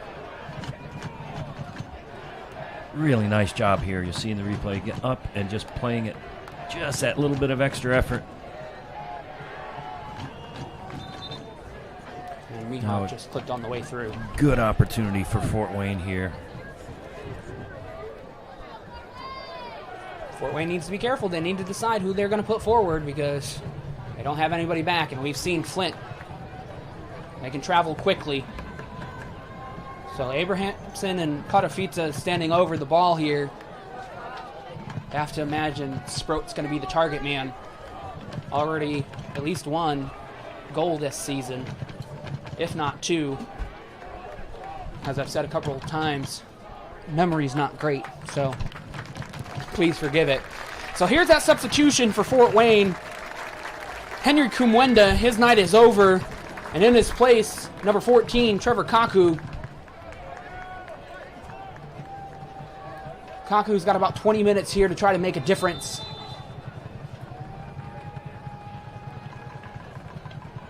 Parafita delivers it in, and Bacharach with the first that touch was away. Really Here's a nice Mihov. ball.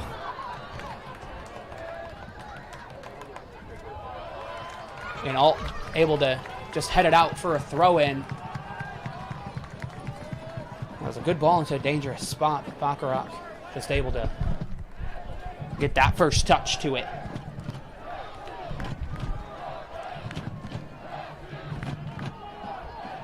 Robinson just holding up Hovius. Mihov's going to try again. The ball's not out, but it falls back to Mihov. Tripped up in the box. Referee says nothing. Here's Hovius. The shot blocked by Bacharach. Fort Wayne very tenacious up in the attacking third here. Not letting Flint out. Kaku goes to the ground, but there's no foul there. Went down just a bit too easily to get the attention of the referee.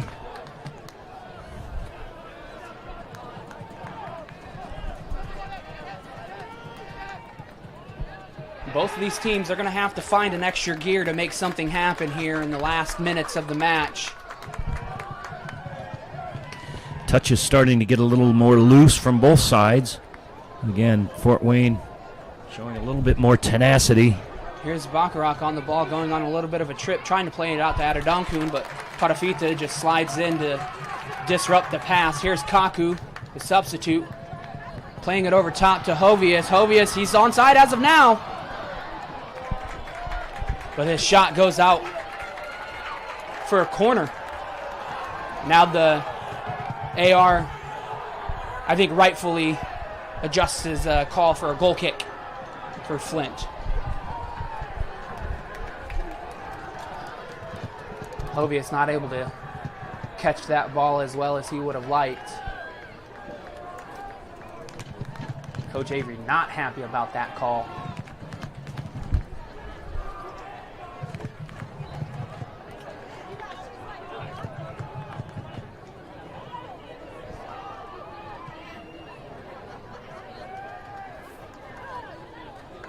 Mihov not aware of the danger there of Sullivan.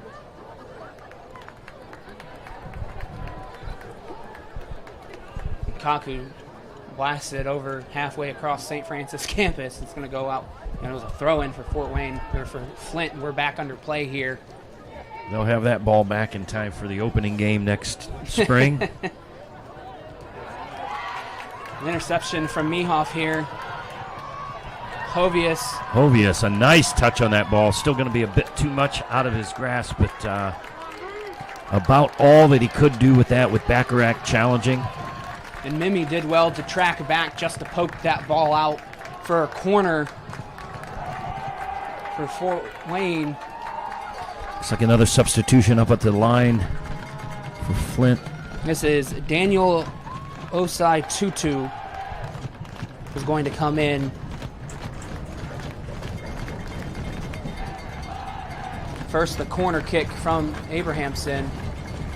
Trying to find Sproat. Gets on his head. Not able to get it on frame. Just a little too deep. Not able to get enough. So Michael momentum on the ball Adedonkun, toward goal. Michael Adedonkun, the former Fort Wayne FC man, his night's over. In his place, number 22, Daniel Osai Tutu.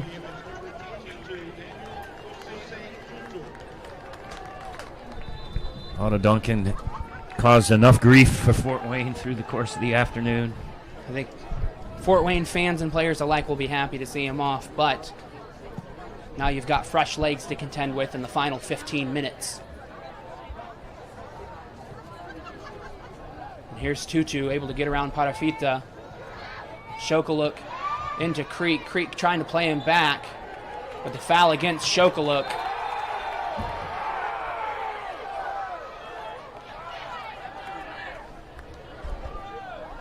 Reed Sproat on the ground there. I think just a little bit of a kick on the shin.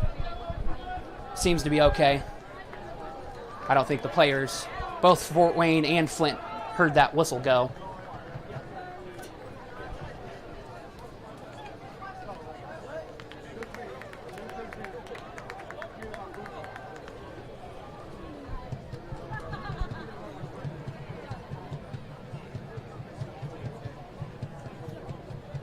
So Osei Tutu replacing Adedonkun.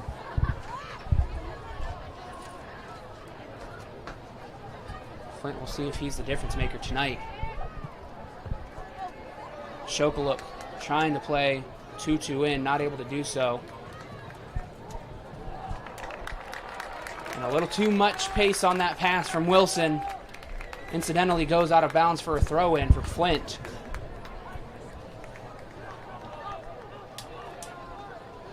Mimi the cross delivered in. Alt is able to get on the end of it and control it here. Not a whole lot of support, but he finds Sullivan. Here's Robinson, one of the goal scorers for Flint tonight, trying to get around Abrahamson. He's able to, but the cross doesn't necessarily come off, nor does the clearance.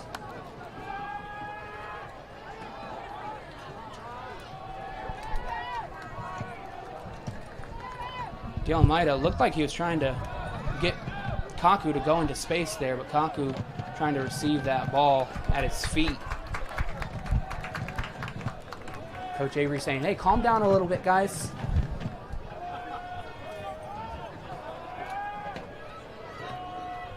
Yeah, their best chances have come from when they've taken some touches and created the space rather than just trying to play over it. So another throw for Fort Wayne here.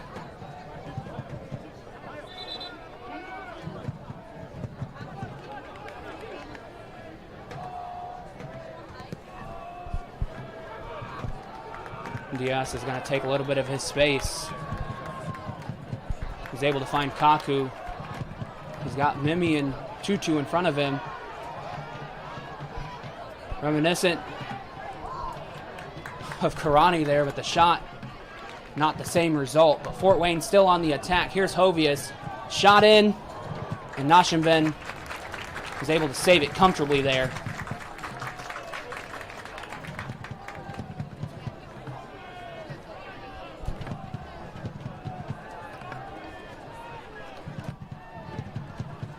Nashenben using every bit of his time he's allowed.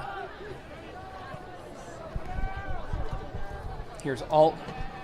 He's got Robinson in support here on the left side. Creek out to Robinson. He's got Sproat in front of him. A shot. Good save by Wilson. Shokaluk did well to get that shot off, and Wilson did well to see through the traffic. Rock solid on that one, yeah. Flint, a lot of players up in the zone. So the attack still on here for Flint. Here's Mimi. Does well to get around. Wilson, fortunate that ball cleared out as well as it did. Cross in, Alt on the backside. And it goes off of Abrahamson's last. Looks like the back of his head. We've got two more substitutes coming in for Flint. And I'm going to say this name very carefully, Ken. Leonard Folk. Number 25 for Flint. He'll be coming in, as well as number 6, Luke Morrell, the former Fort Wayne FC man. Looks like he's going to be replacing, I believe this is Shannon.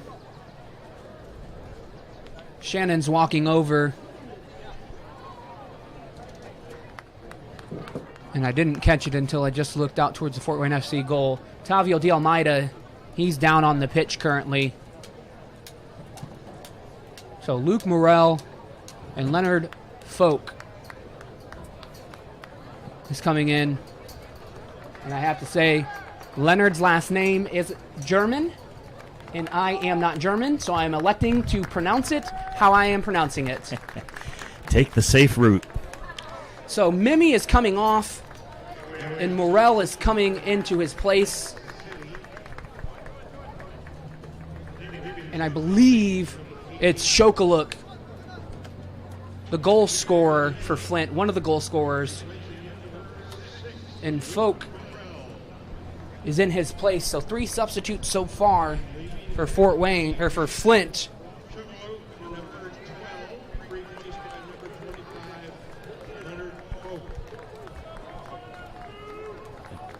We haven't seen a substitution for Fort Wayne, have we? I don't believe so. I have Is to he imagine. planning to go back? Yeah, it looks like he's headed right back in. Here's Tutu. Robinson able to sneak in behind Karani, but not able to sneak past Abrahamson, and it's going to be a corner kick for Flint here in the 83rd minute. Flint just tightening the screws a little bit here. Yeah, they've had a lot of numbers up in the attack here the last 3 or 4 times down the pitch. Likewise now. Lewis 7. Folk delivering this corner. Excuse me, that was Creek. Bonkarock able to get the first head on it. 2-2 with the shot. Bonkarock going to put it in across the goal face. Flint still on the attack. Here's Creek. And a good tackle in by Sproat. Really dangerous ball there. Straight across the goal mouth. Wilson totally committed. Had nothing he could have done about it. And that deflection. We dodged a close one there. Here's another corner delivered into the back Again, all the post. way to the back. Oh, my. And a foul against Shannon. And Shannon's going to get a yellow card. And there was an off-the-ball foul. So Sproat took quite a hit in the back there. That corner kick once again delivered way long onto the backside as he was backing in, trying to time his jump to play the ball with the head. And I'm not sure the foul came against Sproat, or excuse me, the yellow card came against Sproat. I believe it was the foul committed on Trevor Kaku. I believe it was Luke Morrell who got that yellow card. Can't quite tell. We'll hear our PA announcer say it here shortly. Having conversation on the sideline over there. The AR was in exactly the best position he could possibly be to see what took place there with Kaku. See if he changes any of his decision. So it looks like it's going to remain a yellow card against Flint. Kaku looks to be okay. Sproat, so too. I did not see what took place over there away from the ball. Nor did I. It was a big challenge for that header that put Sproat on the ground that caught my attention. As you like to call it, perhaps a little bit of extracurriculars going on there off the ball. Sproat's not used to being on the receiving end of those as often as the better to give than to receive. Isn't that the old saying? Especially in that situation. So back underway here at Bishop Darcy Stadium. Fort Wayne FC 2, Flint City 2. Both teams trying to make sure this doesn't go to extra time. Here's Robinson, the cross delivered in. And Wilson up to the task. And over the past probably 5 minutes, Flint's been putting on a bit more pressure, just stifling that Fort Wayne attack. And again, they just have some good numbers forward. So, even if it's an errant service or a deflection, having all those bodies in there just adds and increases the likelihood that something can end up in the back of the net. So Fort Wayne really need to focus. What was it you said in that first game, that the best, sometimes the best defense, good offense? Yep. At high Yep. pressure. Keeping the ball in front of your opponent's goal. Easier to keep it out of yours. So here's Robinson and Bacharach. Bacharach back on the ball. Good foot in there a couple of times from Fort Wayne, and Frank, not the paciest player, but trying to break quickly. That's a foul against, I believe, Pickett. And he's cramping. Frank's down. 2 cramps. Yeah, full out sprint, and then you go down like that and tumble. And watch how much speed he gains here down that touch line. Going full steam and Having 85 minutes the legs already on the legs. The legs are going to tell you otherwise. And Fort Wayne has actually had a few more days off than most teams. Their regular season wrapped up on the 11th. There was a friendly match against Mexico City's Adelante on July 13th. Most teams in the USL finishing just a couple of days later. So not a lot of match time for Fort Wayne in the past week. Sproat's down as well. Players are dropping here. Yeah, this doesn't bode well for an extra 30 minutes of play.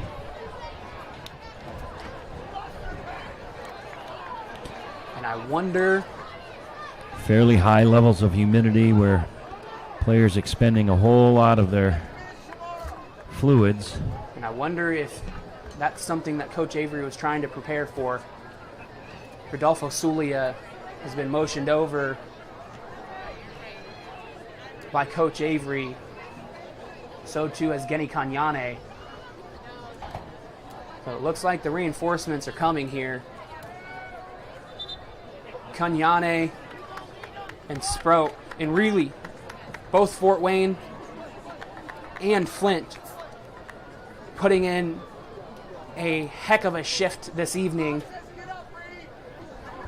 Yeah, it's been a really high level of play all evening from both sides. A lot of quick movement, a lot of movement of the ball. And I think it proves what we've seen tonight, why these are two of the top teams in the country. Flint City ranked in at number 2 in the final power rankings. Fort Wayne came in at number 4. And the dubious distinction awarded to whichever team advances is to meet the number 1 Chicago City roster on Sunday. Hovius trying to poke something through that Flint defense there. You can see they've got 6 players back. Hovey is still showing no signs yet of where. Shafiq Wilson doing well to just make sure Tutu isn't able to get on the end of that ball. And I think that referee just motioned 6 minutes of stoppage time. We'll get a confirmation on that. But I saw him hold up 5 fingers and a thumb. So a yellow card given to Tutu. A hard foul on Patafita. A very physical night for Patafita for Fort Wayne. Tutu given a yellow as a result. Lost count on the yellow cards here this afternoon. I think it's safe to say many.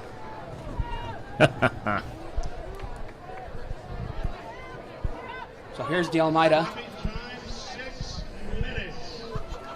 6 minutes, plenty of time for someone to knock one in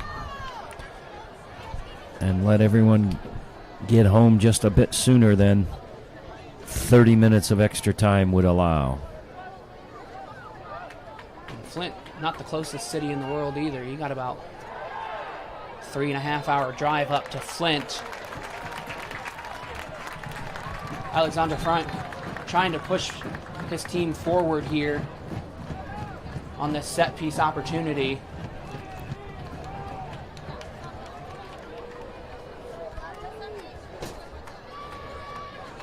A really good opportunity here. Unfortunately, Sproat not on the pitch at this point. Typically, he is. He's he is. Yep, he's up there in the box. I thought they had. Standing offside currently. Ah.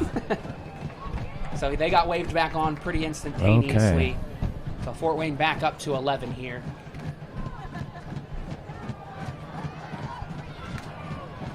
Trying to find Diaz, not able to do so.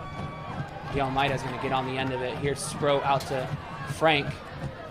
Cross comes in off of Robinson.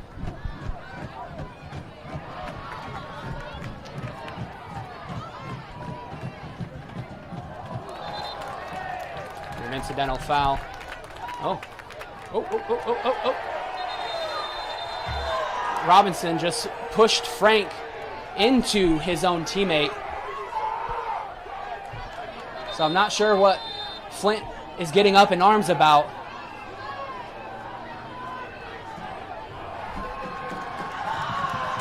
Frank motioning to his fans to make some noise. I think the referee's going to let this go without a yellow card as long as the mouth contain their words.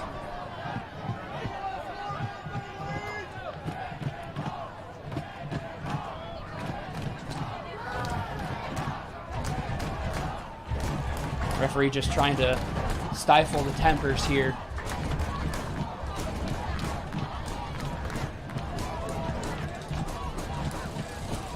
Three Rivers Regiment being loud tonight. Fort Wayne's gonna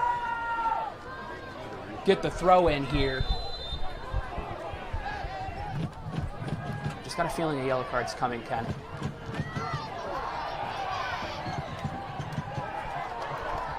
And a corner kick for Fort Wayne here. Abrahamson just couldn't quite wrap around. Boy, that would have been a nice opportunity, but he couldn't quite stretch and wrap around to get a touch on that ball. And I'm not sure what the assistant referee on the near side was waiting for. He watched it the entire way and let the center ref call it. Either way, it's a corner kick. Potafita is going to deliver it. Header away from Big Bacharach here. And Potafita called for offsides.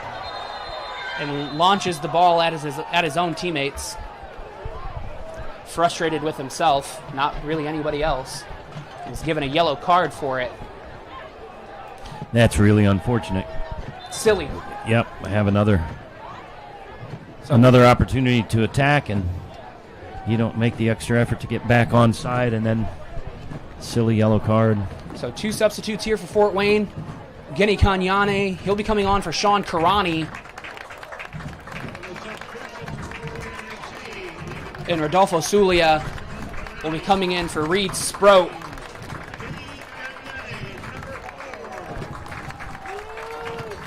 So an attacking-minded player for a defensive-minded player here in the next couple of minutes. That swap for Karani and Kanyane.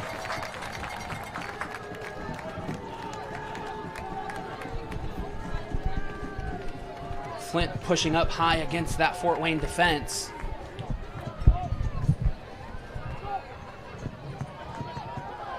Pickett able to see Frank off the ball, but then he fouls De Almeida. So they called for 6 minutes, but many of those 6 have been without the ball in play, so we'll see how long they allow for. Incidentally, ball rolls out of bounds as a throw-in for Flint.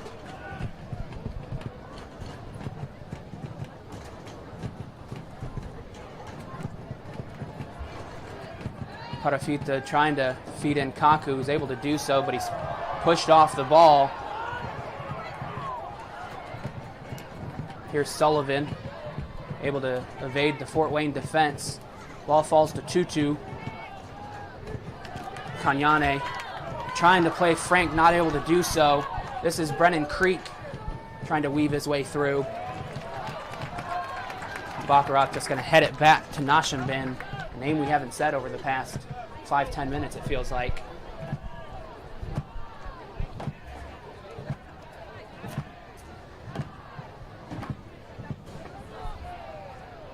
So Diaz's header, Sulia able to use his length there to just head it. Not out of danger yet. Now they are. Maybe a bit fortunate there was no contact there as he made that last clear. Diaz is on the ground just stretching a little bit. We'll see how long the center official allows here beyond the 6 minutes. And he doesn't. Not long. It's bonus soccer time here at Bishop Darcy Stadium.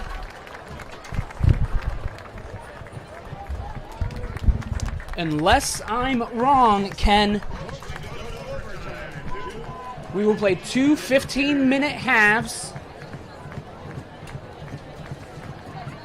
I do not believe it's golden goal. And if the two teams are still tied at the end of that 30 minutes, then we'll go to penalties. While I haven't done all of the research for what's happened across the league, I can tell you that one other match went into penalties tonight. And that was the match that Texas Rangers played in, who ended up winning that match over Nona. Both of those teams in the south of the United States. So 30 more minutes, I do believe, here at Bishop Darcy Stadium. We'll be back shortly.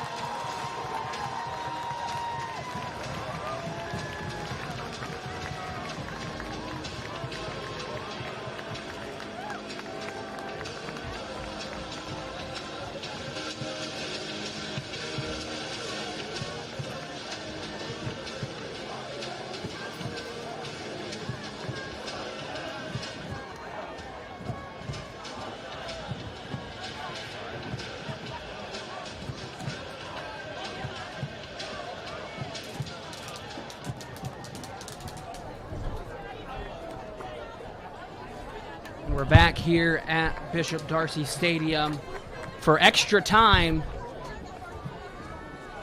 here at Bishop Darcy Stadium here in Fort Wayne, Indiana. Tied 2 apiece.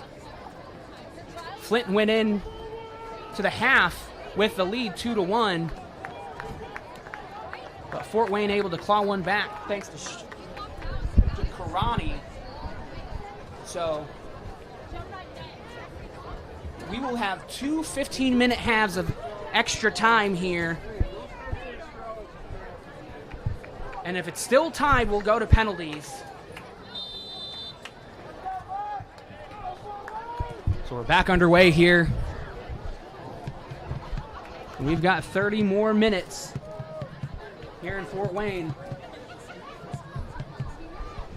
See what these sides are made of now in terms of their tenacity, discipline.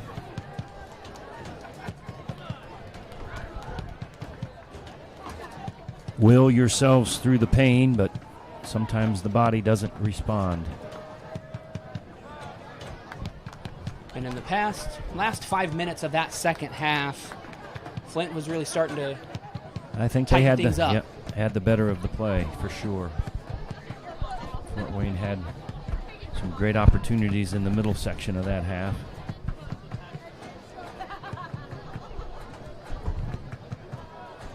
So 2 of the top 4 teams in the country have 30 more minutes to play. And I know some of you are probably monitoring live streams and Twitter feeds and this and that. This match, as you can see if you're watching, has not ended in a tie. We will play 30 more minutes, 2 15-minute halves. Flint City in the red kits, Fort Wayne in the blue. Both teams battling hard for the pleasure of facing off against number 1 Chicago City on Sunday at 6 p.m.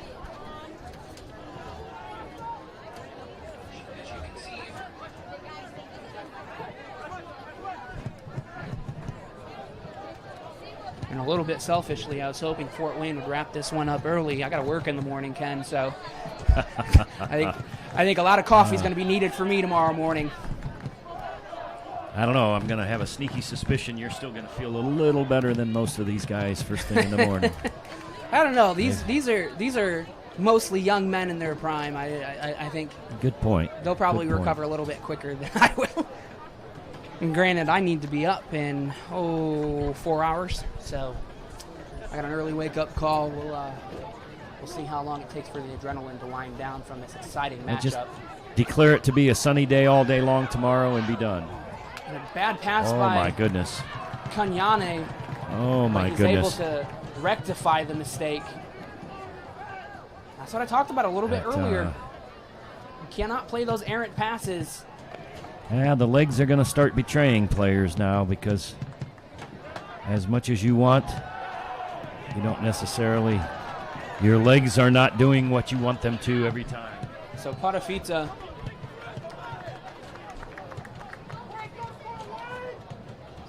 is trying to play it forward. Set of fresh legs ready to come in for Fort Wayne.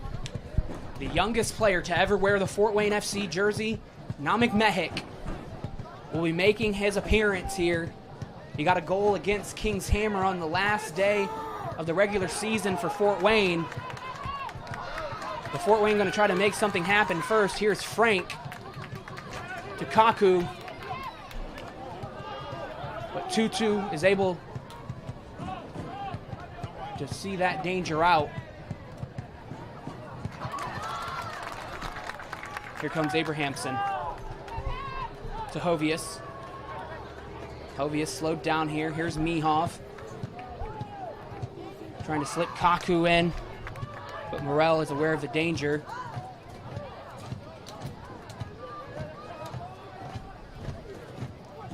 Flint doing well to force Fort Wayne backwards here.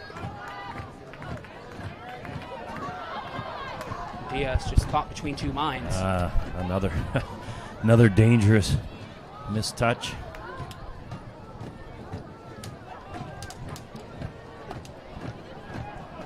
Here's Flint on the attack.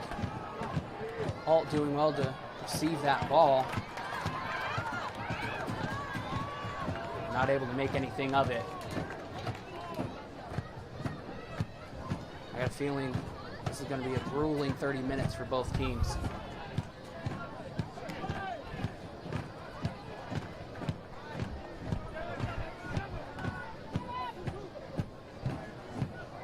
And Ken, do you have any feeling that, regardless of who the team moves on, that this extra 30 minutes of soccer is going to have any effects on them on Sunday? Yeah, I think so. Again, no matter what you want to will, that's a whole lot of exertion after you've already expended what you had expected to. So, yeah, I think this is definitely playing into the hands of Chicago City for sure. They already had the earlier game, so they're already showered and resting. So that substitute, I can confirm, Captain Alex Frank, he'll be coming off. The elder statesman for Fort Wayne FC being replaced by the youngest player to ever wear the jersey and hometown boy, Namik Mehik. And I don't know if Namik's going to end up playing in the middle or if he's going to shift out wide, because we know that he's got a lot of pace. I think he usually lines up on the outside, if I'm not mistaken, but we'll see what coach has in mind today. Maybe shifting Mayhoff in.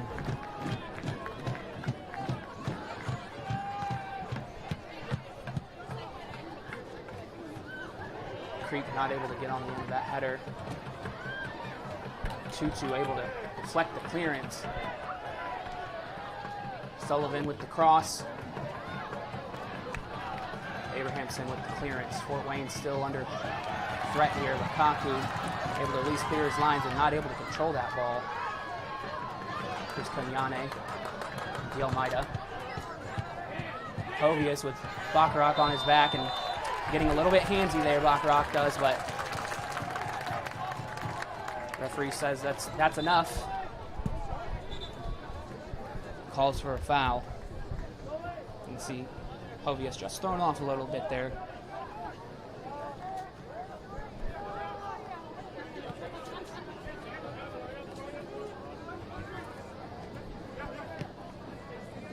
Kaku into his feet, does well to get around. Nice turn. Flint defender, and he's going to play it into Hovius. He's got to outpace Bacharach. He's not able to do so. He did very well, Bacharach did, to just use his body to see Hovius off of that wall. Yeah, you can see why Indiana University is interested in him. He's been very, very slick all afternoon. Plays his body, for a big guy, plays his body very well. Sometimes just leveraging his weight just enough to run a player off the ball. Very smart. And I have to ask, Ken, because you're coaching at the IU soccer camp every year for numbers of years. Is this a player that you guys or the IU staff have been made aware of before this year? I mean, I have to imagine IU doesn't just recruit willy-nilly, so. Yeah, and I'm not, honestly, I'm not sure his specific background, but absolutely they have a pool, at the national level that they watch come through. They have identification camps all throughout the course of the country or the course of the year all over the country, and, they have names on the list. And obviously not everyone ends up in their roster initially, but, game changer of those portals, where players come and go and can shift schools at the drop of a dime, it seems. I think that's going to be a bonus to an already pretty strong roster coming back to Bloomington. But that's, par for the course. Bloomington over the course of the last 40 years, I think, put a pretty strong argument for the best program in the nation in terms of championships, but also just competing year in, year out. And I think powerhouse is a very appropriate word to describe IU. We've got two powerhouses here this evening. Flint trying to play quickly here, not able to do so. Well, Dielmaida's just a little bit slow on the get up here. We've mentioned having three of the top four power ranked teams in the nation here this afternoon. We haven't directly said it, but it's obvious at this point in extra time here tonight. It's a shame one of these two is going to be finished here in just a short while. That's maybe moving forward. One of the things can evolve with the league where you keep the better teams in just a little bit longer, but we've been fortunate to be able to witness it. It's been a good solid match from both sides. Here's Alt on the ball, trying to get that shot off. He's able to. It's off the crossbar. There. Tutu collects it. Cross delivered into the backside, and Alt not able to take that second bite. Reminiscent of the Karani shot. But it rattles off the crossbar there. He had the goalkeeper beat. But it doesn't fall for him. So Wilson not relying on his defenders as his compadre at the other end did not once but twice already tonight. Loving his crossbar, keeping that thing out of the back of the net. Just that close. Fort Wayne back into the attack now.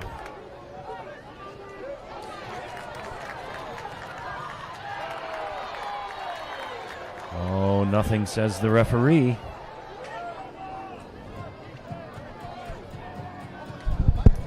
Winding down the first couple of minutes. Caleb, I'm a little intrigued at the attacking nature from both these teams. at this point. The tendency, oftentimes, you're tired, you don't want to give up that one mistake. Wow, Good what a nice save. save. What a nice save from Wilson. From Wilson. This late into the match, boy, he's still on his toes. That was a world-class save. And I believe that was Palmer Alt with the header. He did everything right. He put it into the ground. He put it away from the goalkeeper. That was a really quality chance. Here it is yes, again. Yes, it was. Boy, that just about snuck in, too. Former Indiana Mr. Soccer, the Noblesville High School native, almost putting his team ahead here in the last few minutes of this first half of extra time.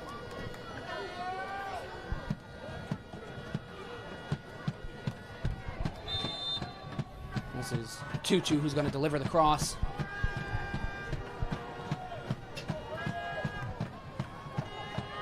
Wilson able to punch it, not totally cleared. That's going to do it for Fort Wayne. Lukaku's going to get on the end of this. Bacharach, he's using his speed to try to chase him down. Looks like he's going to get there. Lukaku does well to retain possession. That touch just lets him down. He was trying to look for an option. Oh, that's a great tackle to win the ball back again. Parafita wisely slowing things down here. Here's Mihoff to Kanyane. De Almeida in a bit of space here to slow things down. Abrahamson.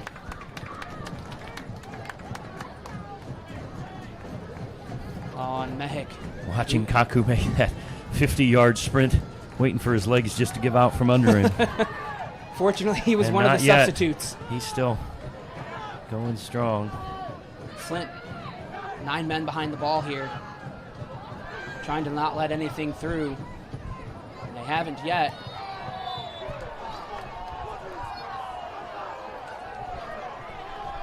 And I think Creek, he was originally fouled,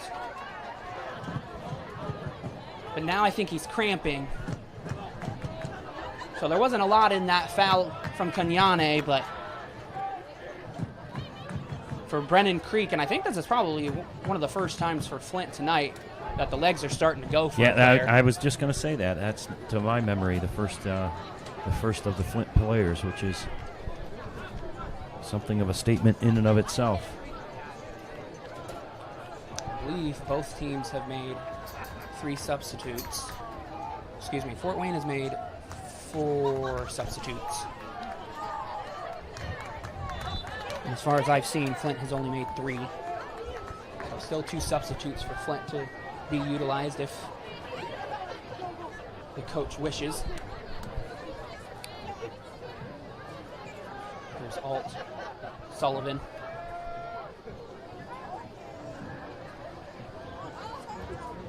Alt trying to get that ball back. And that straight pass from, I believe, Folk, not able to connect. Here's Morrell. Shannon. Going to be content just to pull it back out, it looks like. We're at the time here of the first half of extra time. Parafita doing well. You see Morrell off that ball, and it's going to go out. I believe it was out for a corner kick. At least that's how everybody's moving. It's like the official is going to let it play as well, even though we've expended the full 15. And I imagine this is going to be the last kick of the half. So Flint will want to make it count. We're not going to have the commentators curse again, are we? Oh, another cramp. Another cramp down. This is Shannon for Flint. Jalen Shannon, he's had a heck of a shift tonight. It's Bacharach in the middle. Tutu elects to play it short. Here's Brendan Creek. The shot. Nice little move from Creek there. And here's Mihoff. well. Brendan Creek having to chase him down. And they've been very successful at battling it out. And it's a foul against Flint. Flint players not happy.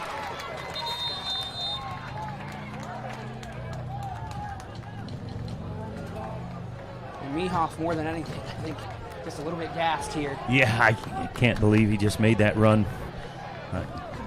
Couldn't help but think it might be wiser to conserve some of that energy, given that he wasn't going to make it all the way down. But,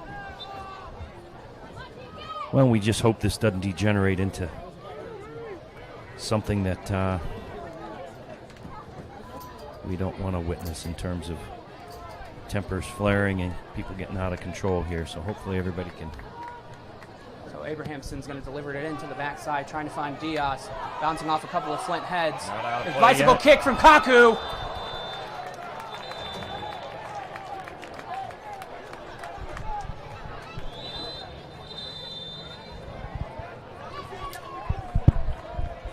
And always risky business when you're going to go for the bicycle kick.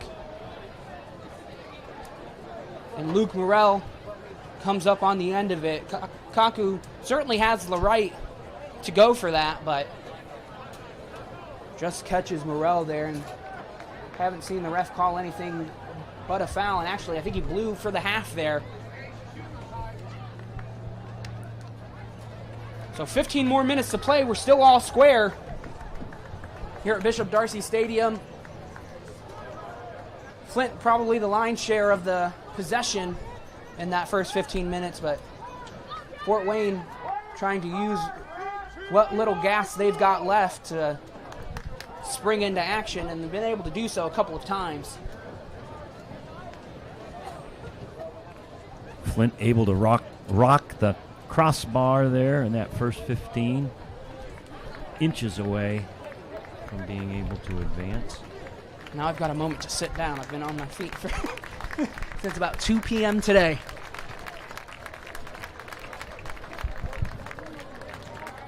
I've said it before, and I'm going to say it again, and I'll probably say it one more time, Ken.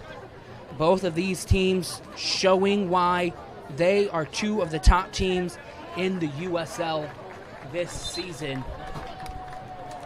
And something that I noted earlier,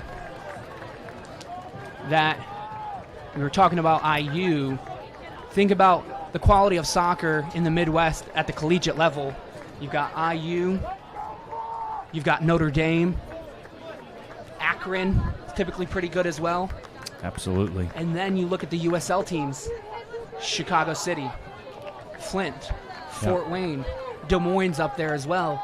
I think the Midwest sometimes is a little bit of a hidden gem for quality soccer. Without a doubt. A lot of players coming through the system of youth clubs in the Midwest. Obviously, St. Louis, a huge powerhouse nationally in terms of developing players, as well as great tradition and history of collegiate soccer at St. Louis University.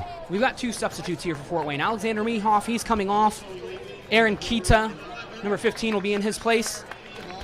And then Rodrigo Parafita, his night is over. And in his place, son of Japanese men's international coach Riku Moriyasu, slotting in at left back there. Some fresh legs for Fort Wayne. Referee blowing for the whistle, and we don't have a ball. Going to be fantasy ball from here on out. I think this is how some youth teams are playing nowadays without the ball. And now we've got two. Two. So. One for each team. First one down the field to put it in the net. I've seen Flint's speed tonight. I don't know that we'd win that race, but. So we're underway here for the second half of added time. Moriyasu on the ball, trying to link up with Kanyane. Ovia's trying to slip Mehik, excuse me. Bacharach up to the task. Here's Sullivan out to Alt. Robinson overlapping there, but Abrahamson is in the way. Good foot in by Mehik.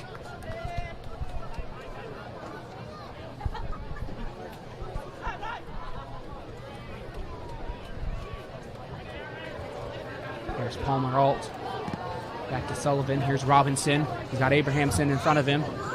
Mehik in support. No foul. Here's Kanyane.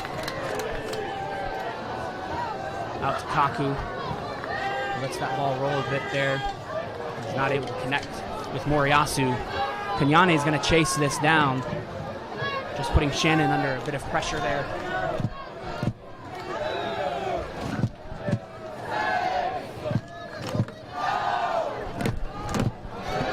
Long ball over top. Trying to find Folk. Not able to do so. Wilson able to collect that ball there. That was a good ball from Flint.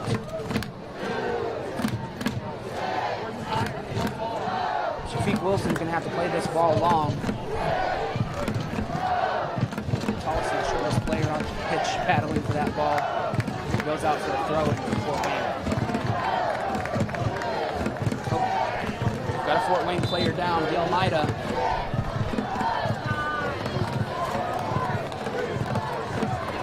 Just holding his Warner's hip there a little bit.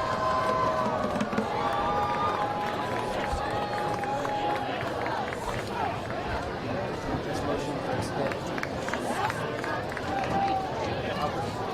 Quad there. Fort Wayne's out of subs. You're only allowed 5. My memory serves me incorrectly.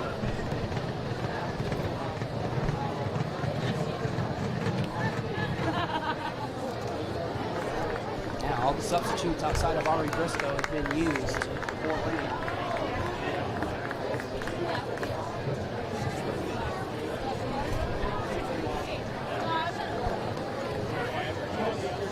So if Dale Maida's hurt, I have to imagine that Coach Avery might stick him in an innocuous position just to field 11 men. And I don't know. What would you do in this situation when you're out of subs and you've got an injured player? Yeah, depending on the nature of the injury, of course. Just position him as a defender and clogging up some of those lanes. Cramping like several of the other players, that's one thing. If it's, you pull a muscle where you can't really extend it any longer, it's a whole other story. Dale Maida's just given himself a moment to move.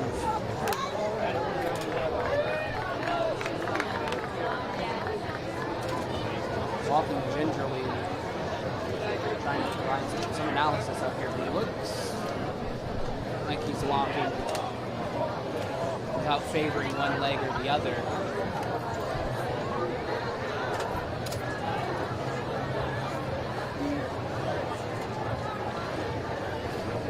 Former Cardiff City man. Going to try to continue here.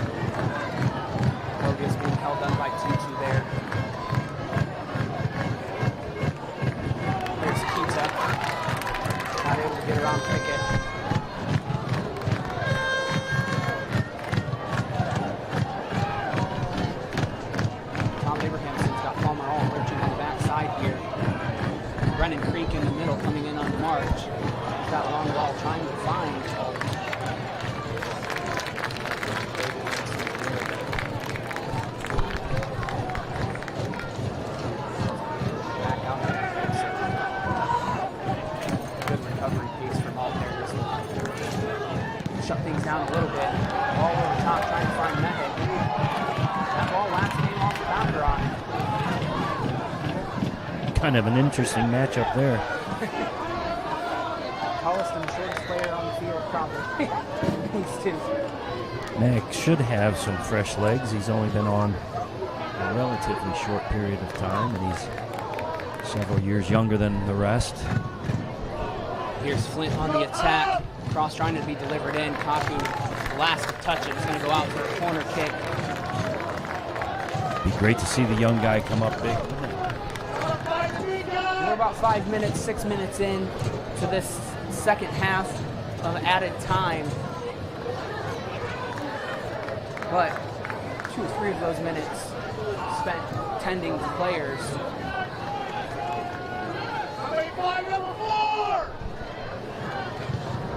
believe this is Choo Choo who's going to deliver the cross. He's lacing up his boots there.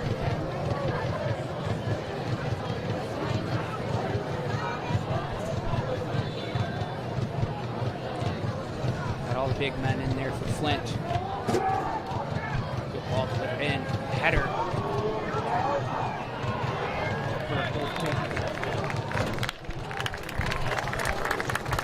Kenyane doing well and Moriyasu doing well just to use their bodies to shield off. I believe that was Luke Morrell who was trying to go for that second header on the backside there.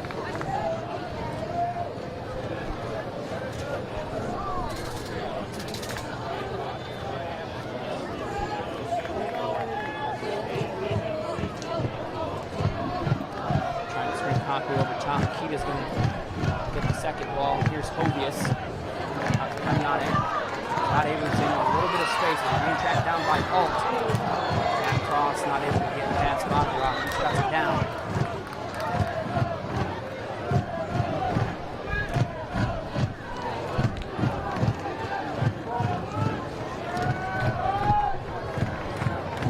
Here's Morrell. Playing it back to Shannon.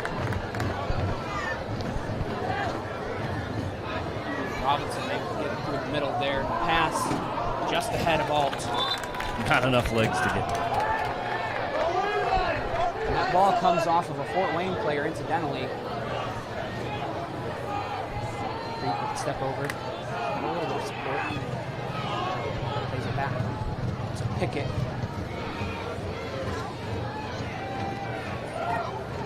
Robinson going to deliver that cross in. Shafiq Wilson's going to come up collective.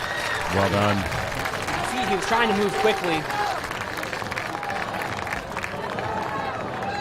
We'll see if Wilson is. Yep, somebody down. Yep. Tice Hovius is down. I was wondering, only a matter of time. How much He's has put he in. done tonight? He's put in about a marathon's worth, I suspect. Well, yes, he is Fort Wayne's number 9. He's dropped back several times this evening to not only defend, but try to receive that ball deeper, trying to make something happen. And a couple of Fort Wayne players down stretching. Here in Pizza. They're stretching Trevor Kaku. Whole different kind of battle at this point. A night like tonight. I'll tell you what, darn near every single fan has hung out.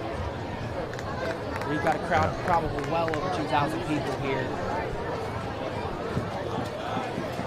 Yeah, they've sure been treated to some good play here this afternoon. Lots of goals, right? 10 goals total, if I'm not mistaken.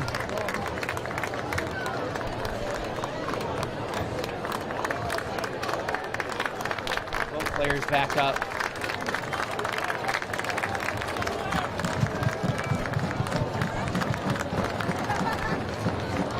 Baccarat is standing off the pitch. He must have gone down with an injury, or at least perhaps he came off the pitch for a drink of water incidentally.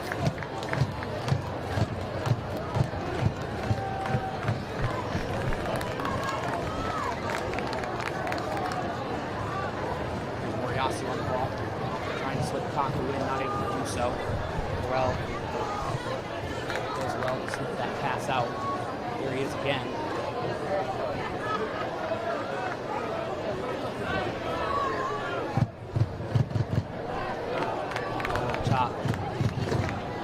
Choo Choo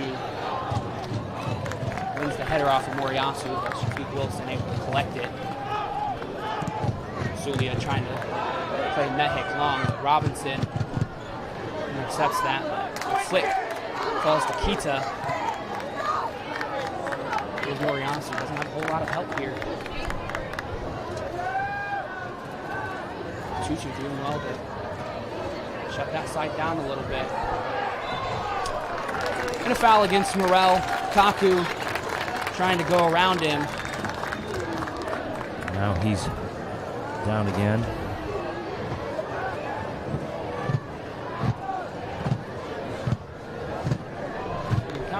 He's had to have put in at least 40 minutes tonight. I can't quite remember exactly when he came in. Probably about the 60th, 65th minute.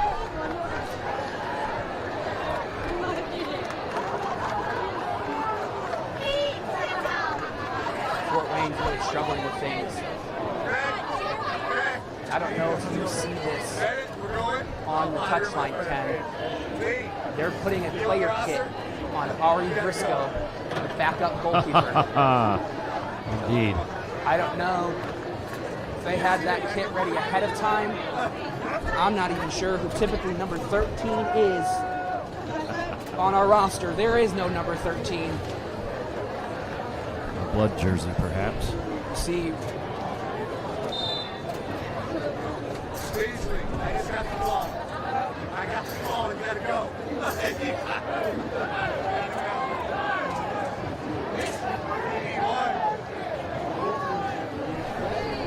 so the kick delivered first here. Bacharach is able to head it away. Is Tucci going to be able to keep it in? He is. He clears his lines there.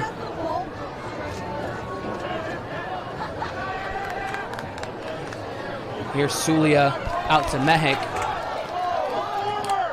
Mehik just using his pace there, able to get around Alt, not able to get around Robinson. Robinson does well to stick his foot in. And Palmer Alt, probably wisely tugged back by Aaron Kita. I'm surprised that's not a yellow. And I want to just mention here, like I mentioned, that's Ari Briscoe wearing a player kit. He's the goalkeeper, one of the goalkeepers for Fort Wayne. They just put an X through that number 13. I think they're squeezing him into a medium there. Ari Briscoe, just in case. So his number is accurate, number 1. So Flint trying to make something happen Oh, first. nice. Good clearance from Kita, who just smashes it up the field to Nashimbin. This is the first time we've said his name tonight in the last 20 minutes. I feel like we haven't really talked about Nashimbin a lot.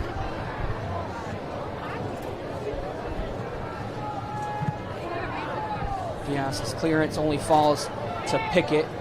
Here's Bacharach out to Morel, back to Pickett. He's got Robinson and he plays him.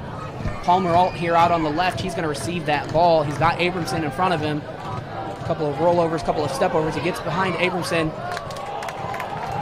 That ball comes off of Sulia. And it's called a corner kick.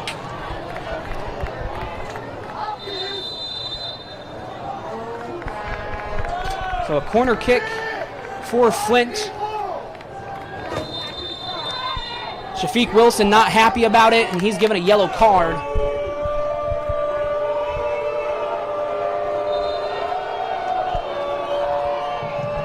So it looks like this is Alt going to deliver this corner.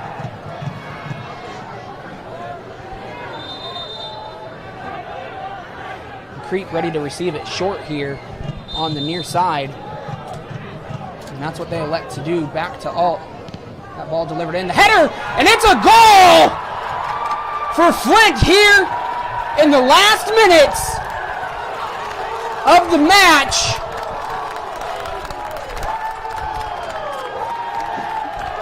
You'll have to give me a second to see who that was. But it was a good ball played in. And it was a good header. I believe Leonard Folk is the goal scorer,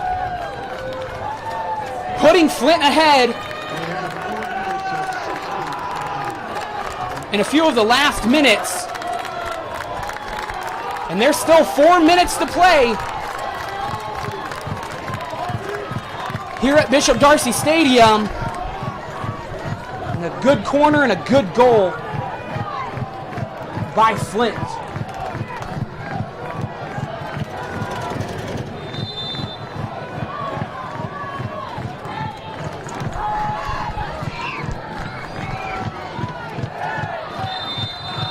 And a foul called against Kita there.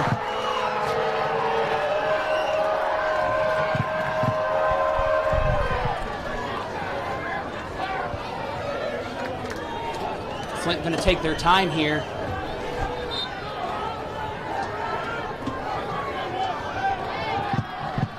And the Fort Wayne fans can't believe it.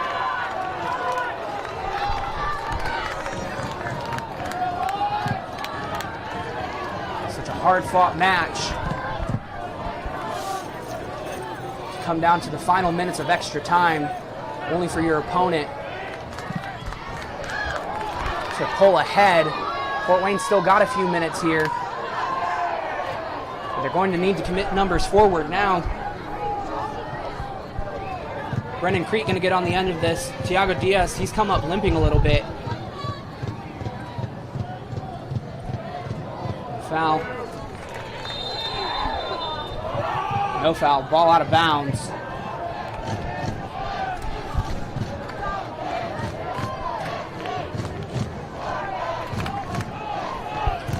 Yeah, tough circumstance. They're going to disrupt and take the air out of the ball, aren't they? They're going to be really hard to string anything together. Ever more desperate as time continues to run. Shafiq Wilson's going to play this ball long here.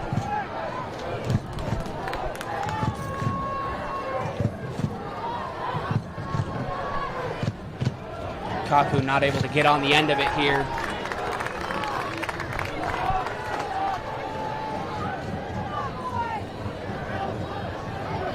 It's going to be a throw-in for Flint. Referee telling him to stop wasting time and let's go. Long throw goes to Kanyane, who just lumps it forward here. Baccarat with the big header, and here's Palmer Hall trying to touch it around Abrahamson and not able to do so.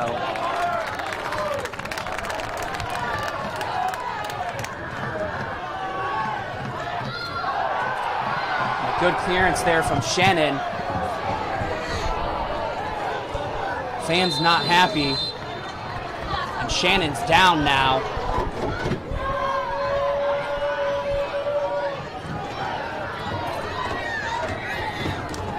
Head injury is what the referee is motioning for here. Just occurred to me, I think the training staff has put in logs several miles on and off the field here tonight.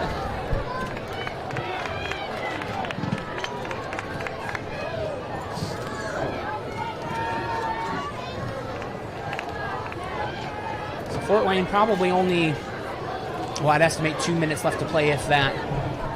If we're accounting for the goal celebration and then the injury time here.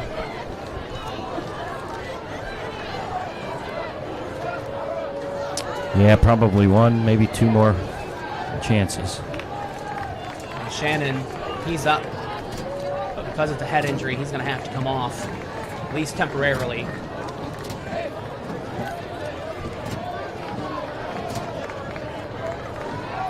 Well, yes, I'm a Fort Wayne FC fan. You're a Fort Wayne FC fan, Ken. I have to say that this has been a real treat to watch both of these teams. Digging deep. Here's a replay on the goal. That short ball in. Plays it back to Alt. An unmarked Leonard Folk.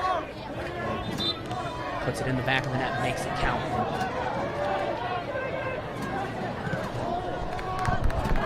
Fort Wayne going to need to go quickly here. Here's Moriyasu. Moriyasu, the long ball in over top, trying to find Diaz. Baccarat using his speed to get there. Here's Kita in the box. Got nothing. Goes to Kenyane. Kenyane ball over top. The header from Morel. Referee flags off. The shot from Kenyane. He's not able to get enough pace on it. Chance. Nashimbin able to comfortably save it. I have to imagine this is probably going to do it. Well, and again, to your point, love to see the host team move forward, but that was a quality goal at that point in the match to be able to string that together. Much rather see that than somebody making a glaring error. Yeah, and that glaring error just incidentally the result of some miscommunication between the Fort Wayne FC players. Leonard Folk able to get a bit of space, and he heads it home for Flint.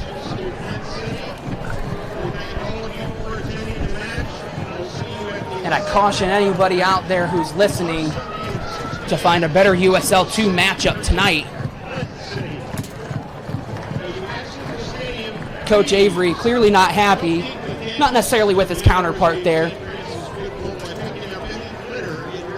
but Paul Doro, the coach for Flint City, coming up the happier of the two there. Where you can see players shaking hands. Two armies battling to the bitter end here. Left it all right out there. And it's the hosts, Fort Wayne FC, falling tonight after probably ended up being 125 minutes of soccer. Probably closer to 130 with all the added time there. Fort Wayne FC season's over, and the Flint City Bucks keep pouncing along. And this is your semifinal matchup for the Central Conference playoff bracket here in Fort Wayne, Indiana. Chicago City will be taking on Flint City Sunday, July 23rd at 6 p.m. here at Bishop Darcy Stadium. Ken, final thoughts from you? Yeah, just again, I'm shell-shocked. I mean, to let it slip away when you're that close. On the other hand, boy, you can't fault the boys. They left it all out of there on the field, and a lot to be proud of, a lot to build on as this club continues to establish itself. So appreciate everyone coming out tonight. Appreciate everybody tuning in, and we'll look forward to a great matchup on Sunday, and we'll go from there. It's number 1 versus number 2, Chicago City versus Flint. That's going to do it for us here at Bishop Darcy Stadium for this evening. Join us again here on 11 Sports on July 23rd at 6 p.m. as Chicago City host Flint City Bucks. It's Fort Wayne FC 2, Flint City 3. This copyrighted telecast of the United Soccer League cannot be retransmitted, rebroadcast, or reproduced without the expressed written consent of the United Soccer League. Join us on Sunday at 6 p.m. here on 11 Sports. For Ken Harkenreiter, I'm Caleb Saylor. Have a good night.